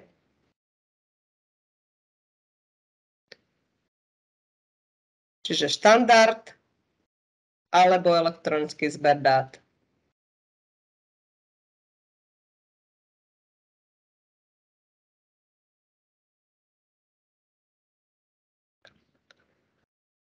Sme na našej parkete, logistika. Čo viem o tej logistike? Ja sa tuto na chvíľočku zastavím. Zastavilo sa to, tuším, aj bez môjho. Tak. Jeden z veľkých problémov v oblasti logistiky býva identifikácia, pretože sú rôznymi spôsobmi identifikované položky v rôznom štádiu rozpracovanosti od rôznych dodávateľov. Digitálnemu svetu je to jedno. Niečo má barkód, niečo má QR kód, niečo má datametrix, niečo má možno RFID tagy, niečo má iba nejaký záznam v Exceli, kde sa to práve teraz nachádza. Niečo je prijaté na skladovú lokáciu. A ten digitálny svet si toto všetko vie zbierať. Je mu jedno, v akej to štruktúre dát. On iba vie, kde to bolo, čo to bolo, ako to bolo označené a koľko to trvalo vychystať. Viem, kto to držal v ruke, viem, čo sa s tým stalo, viem, kedy to niekto použil vo výrobe, viem, kedy to prepravil alebo naložil zákazníkovi a keď budem chcieť, tak budem vedieť aj, kedy to zákazníkovi prišlo. A vlastne všetky tieto systémy, takéto tej digitálnej logistiky, alebo už teda tie najvyššie formy digitálnej logistiky fungujú tak, že všetky tieto informácie zbierajú v rôznych štruktúrach a transformujú do toho užívateľsky dobrého prostredia a preto môžeme hovoriť o tom, že v ktoromkoľvek momente ktokoľvek si môže vyťahnuť to, čo práve teraz potrebuje a vyťahnuť to v takej štruktúre, ako potrebuje, respektíve mu to naprogramuje v takej štruktúre, ako potrebuje. Nemá tam zbytočné okienka, nemá tam zbytočné informácie, má tam to, čo chce, kedy to chce, ako to chce a v štruktúre dát, na ktorú sa môže spoľahnúť. Tieto systémy už nenazývame, že sú to MES systémy, ale už sú to MOM systémy. Manufacturing Operation Management systémy. Je to už taká vyššia trieda tej digitalizácie, ale to bolo len také ako keby kratučké inštruktážne video, ale ja vám to ukážem na reálnom svete.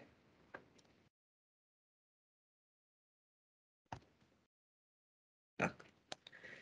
Toto bola jedna z prvých firiem na Slovensku, kde sme vlastne tento ML systém skúšali a oživili. A zároveň bola mojou najťažšou firmou, ktorú som kedy robila. Nebola to výrobná spoločnosť, je to distribučná spoločnosť na ovocie a zeleninu. Mne tu zlyhali všetky moje princípy, ktoré ma doteraz naučili, pretože som dobre, však zelenina, ovocie je perfektné, však mám objednávky, viem, koľko dal do prepravky, kto to spravil, do akého obchodu sa to zaviezlo, alebo hotela, alebo reštaurácie, alebo baru. A predsa údaje mám všetko, čo potrebujem, však to je to isté ako výroba.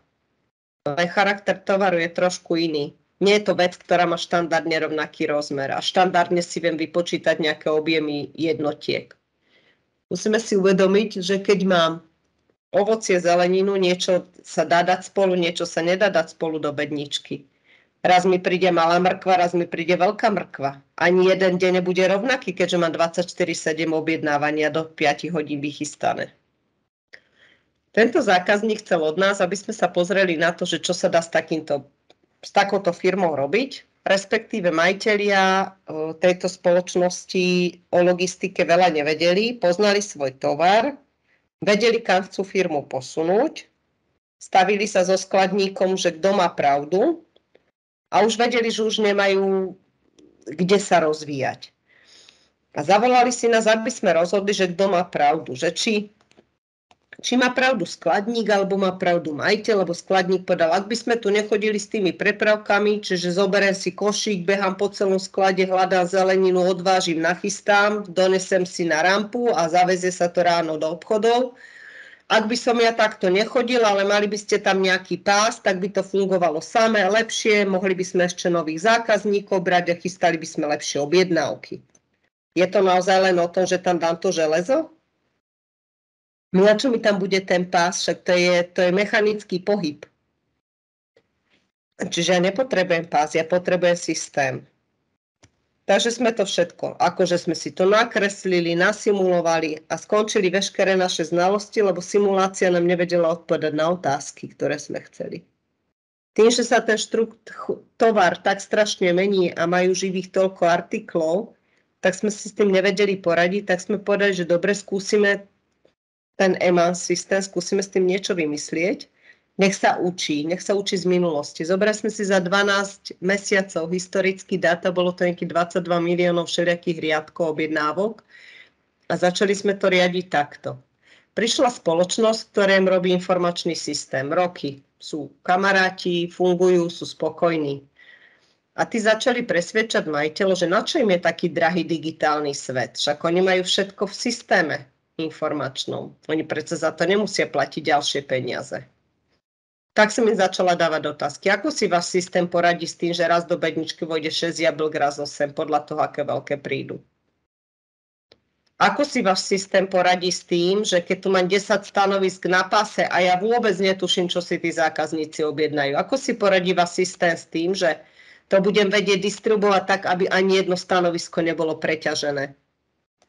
Ako si váš informačný systém poradí s tým, že na jedno stanovisko dá mrkvu a brambory a jeden skladník sa pôjde zblázniť na páse a druhý bude mať 2 lebo má bylinky? S tým si neporadí bežný informačný systém. Tento EMAS, alebo tento učiaci sa digitálny svet dokázal robiť jednu vec. Jednak sa učil z minulosti, na čom ale zlyhali všetky štatistické modely, lebo sme nenašli jediný jeden podobný deň, ani objednávky. Alebo môže sa pozerať dopredu a môže si zobrať všetko, kto kedy nahral online do systému a riadky objednávok preusporiadava tak, aby sme počítali vopred vyťaženie každého jedného logistu na páse a tým pádom sme v podstate dokázali zachrániť ten digitálny svet. Narazili sme na to, že železo je jedna vec, software máme druhá vec. A narazili sme na to, čo ja som nikdy nepredpokladala napríklad, že citróny. Citrón bol pre mňa citrón. Nie, však je žltý a má tvár, je to citrón. V tejto firme som prvýkrát vedela, že citrón sa delí na 4 rôzne kategórie citrónov. Že sú citróny s hrubou šupkou, s tenkou, s veľa šťavou, málo šťavy a každý zákazník chce konkrétne iný citrón. Takže sme vytvorili prostredie, aby ten operátor nemusel rozmýšľať, že jemu tu síce napíše, že ktorý citrón má zobrať, ale zoberte si tú rýchlosť, ako sa vychystávajú takéto veci. Dochádzalo ku chybám. Operátor mal zobrať citrón, zobral brambory, alebo mal zobrať takýto citrón, zobral pomaranč, čo bol vedľa. On si to neuvedomil v tej rýchlosti. Takže sme sem dali zobrazovátko a teraz to funguje tak, že vlastne zoberiem si bedinku, tam má RFID tak, položím mu na váhu, zapne si pracovisko. Žiadny papier v celej firme nie je. Jediný jeden papier tam nefunguje. Funguje to jednoducho tak, že systém zobrazí na každom jednom vychystávacom stanovisku, zobrazí položku objednávky, ktorú mám teraz nachystať. Na pozadí mi vyhodnotí, či som prekročil povolené odchýlky vo váhach napríklad, či som plus minus naložil 5 kusov, alebo si robí automaticky na pozadí váhu.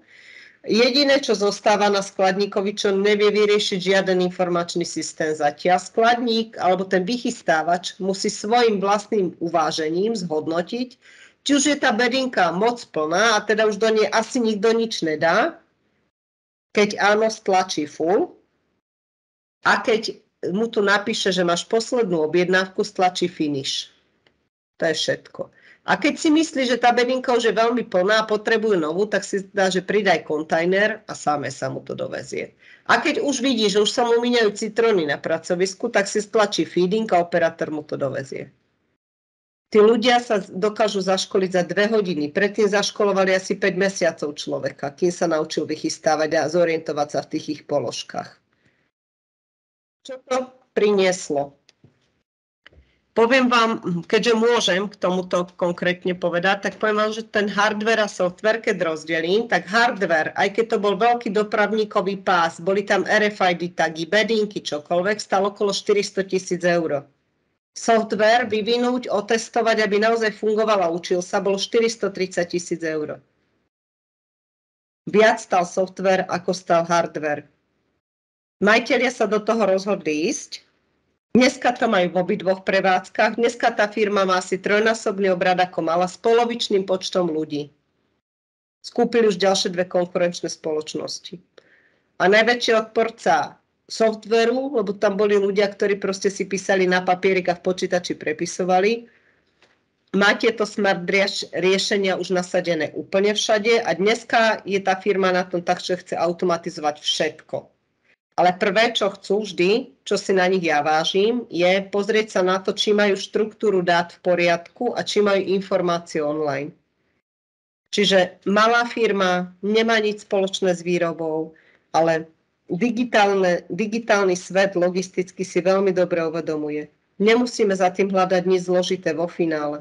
Iba vravím, že napríklad v tomto prípade sa mi to zdalo strašne jednoduché a tá firma ma vycvičila. My sme sa 3 mesiace trápili s tým, jak to spraviť, aby to vôbec dokázalo fungovať. Tým, že je tam tá štruktúra informácií iná. Čo chcem ale povedať, 12 mesiacov po zavedení, toto sú reálne prínosy vyčíslené majiteľmi. Doba zaškolenia operátorov povedia, že tam môžu zobrať kohokoľvek a dokáže to za pár hodín naučiť. Vychystané objednávky 80% vychystajú viac, ako vychystali teraz a reklamácie mali 84% nižšie. Reklamácie v potravinovom segmente ale znamenajú, že predavačke sa nepáči jahoda, tak ju doviezli, tak chce nejakú inú, tak ju vráti. Dneska je ten stav samozrejme niekde inde, lebo toto bolo z roku 2015, čiže dneska už majú toho veľa viac. Čo je dôležité, napríklad toto, vyzerá to ako jednoduchá obrazovečka. To nie je obrazovka, monitor, ktorý je jednoduchý. Ten monitor spracováva informácie, alebo monitor je zobrazovací článok. EMANS spracováva informácie z hlavného nadradeného systému, zbiera si informácie o všetkom, o čom vie, čiže o objednávkach, o baleniach, o stave na skladu, o prítomnosti ľudí na pracovisku, o vyťažení jednotlivých vychystávacích staníc. A požiadavka majiteľov ešte bola, aby sme mali rovnomerné vyťaženie ľudí na stanicách a aby vychystanie jednej položky netrvalo dlhšie v priemere ako 40 sekúnd. Akejkoľvek, či chystá 10 kg mrkvy alebo chystá jeden kvetinac s bylinkou. Takže veľmi ťažké zadanie. A vybral som si ten príklad kvôli tomu, že jednak bolo ťažké, vyzerá primitívne a jednak som si ho vybrala preto, lebo automotív segment a výrobné firmy majú presne takty, balenia, zoznamy, máte veľa jasných informácií, veľmi dobrú štruktúru dát, to znamená, vy viete povedať v bežnej spoločnosti, čo sa robí, koľko je toho v balení, ako to má ísť ďalej, kto to chce, pre koho to je, ako to má byť označené, ale v takomto segmente neviete nič. Čiže chcem vám tým ukázať, že toto je už tá najvyššia forma digitálnej logistiky a v podstate som vám týmto chcela zdeliť aj ten odkaz, že v tomto prípade si treba uvedomiť, že ak chcem digitalizovať tie dáta na tejto najvyššej úrovni, tak sa nebavíme o 10 000-ovej investícii. Bavíme sa o investíciách, ktoré budú v radoch stovkách tisíc eur a návratnosť tejto firme reálne vyčíslená po roku toho fungovania, keď zvýšili objemy objednávok, kúpili ďalšie 2 segmenty a svoje konkurenčné spoločnosti, tak reálne vyčíslili, že sa im táto investícia za 840 000 eur vo finále, podotýkam, sa im vrátila za 4 mesiace. Predtým sme im vyčíslovali, že návratnosť budú mať 2,5 roka, keby chceli spraviť ten nárast, ako mali plánovaný a počet ľudí a jedno s druhým. A majiteľ sa na nás pozeral, lebo si to prepočítal cez ľudí. Koľko firiem si počíta len cez ľudí, len cez to hmotné? Kto si počíta prínosy digitalizácie v rýchlosti informácií, v zvýšených tržbách, v zvýšení predajov? Vždy je to o tom, že keď sa do niečoho vo firme investuje, aspoň ja mám také skúsenosti, že vždy je to o tom, že sa pozeráme na výšku investície versus ušetrený človek, ušetrený vozík, ušetrená zásoba, ušetrené miesto. Ak máte niekto lepšie skúsenosti, ja budem len rada, ale toto bola vlastne prvá firma, ktorá išla do toho strmhlav, lebo nevedeli, do čoho idú. Bolo asi ich šťastie, lebo na konci nám povedal, že keby vedel, že to toľko bude stáť, tak asi si to rozmyslia. Ale prešlo pár mesiacov a povedal, že to bola ich najlepšia investícia, už to majú aj v druhej prevádzke a toto je teraz firma, ktorá robotizuje, automatizuje úplne všetko, strmhla, lebo vidia v tom zmysel. Ale prvé začali digitalizáciu dát. Uvedomili si, že nestrácajú na fyzickom toku, ale strácajú na toku informácie, strácajú na tom, čo by teoreticky vedeli spraviť lepšie. Čiže ja sa pozerám dneska na digitálny svet logistický sa pozerám ako na jednoduché niečo, alebo aj niečo veľmi zložité, ale zároveň z môjho pohľadu sú dôležité 3 základné faktory. Uvedomiť si, že potrebujem niečo zmeniť, mať to zmerané, že prečo to chcem zmeniť. Mať istotu, že keď do niečoho pôjdem, pomôže to ľuďom, ktorých sa to bude vo finále týkať a tým pádom získajú dôveru v digitálny svet. A ak sa ako firma rozhodne, že ja chcem mať to najlepšie na trhu, tak si musíme byť vedomi toho, že to nie je otázka 5 000, ale to otázka 100 000 eur. A musíme mať veľmi dobre zrátanú návratnosť investície. Ale chcela som ukázať aj primitívne riešenia, to znamená jednoduché, vizuálne a chcela som vám ukázať aj drahé riešenie, že vo finále výstup môže byť rovnako jedna obrazovka, ako bola v tom, ja neviem, v tom Bossart riešení, tiež to bola jedna obrazovka vo finále, alebo v objednávaní materiálu medzi výrobou a skladom, akurát, že to objednávanie materiálu stalo 8 000 eur a toto stalo 800 000 eur. Takže treba si byť vedomý toho, že je to o týchto 3 základných faktoroch. Uvedomiť si, že niečo musím zmeniť, byť si vedomý toho, že prečo to chcem zmeniť, vedieť, komu to pomôže. A ja napríklad mám také skúsenosti, že ja vždy začínam od toho riešenia, od toho najjednoduchšieho, čo uľahčí najväčším frflošom život. Ja som to povedal možno teraz trošku drsne, ale vždy, keď si na stranu získate najväčšieho odporcu zmeny, tak ste vyhrali.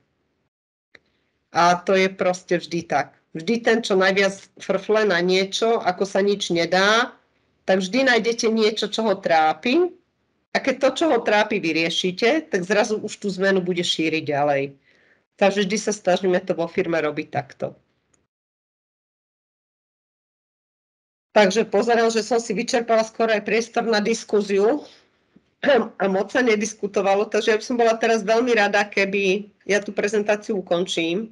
Že keby sme si našli čas ešte teda na tú diskuziu a trošku sa o tom porozprávali.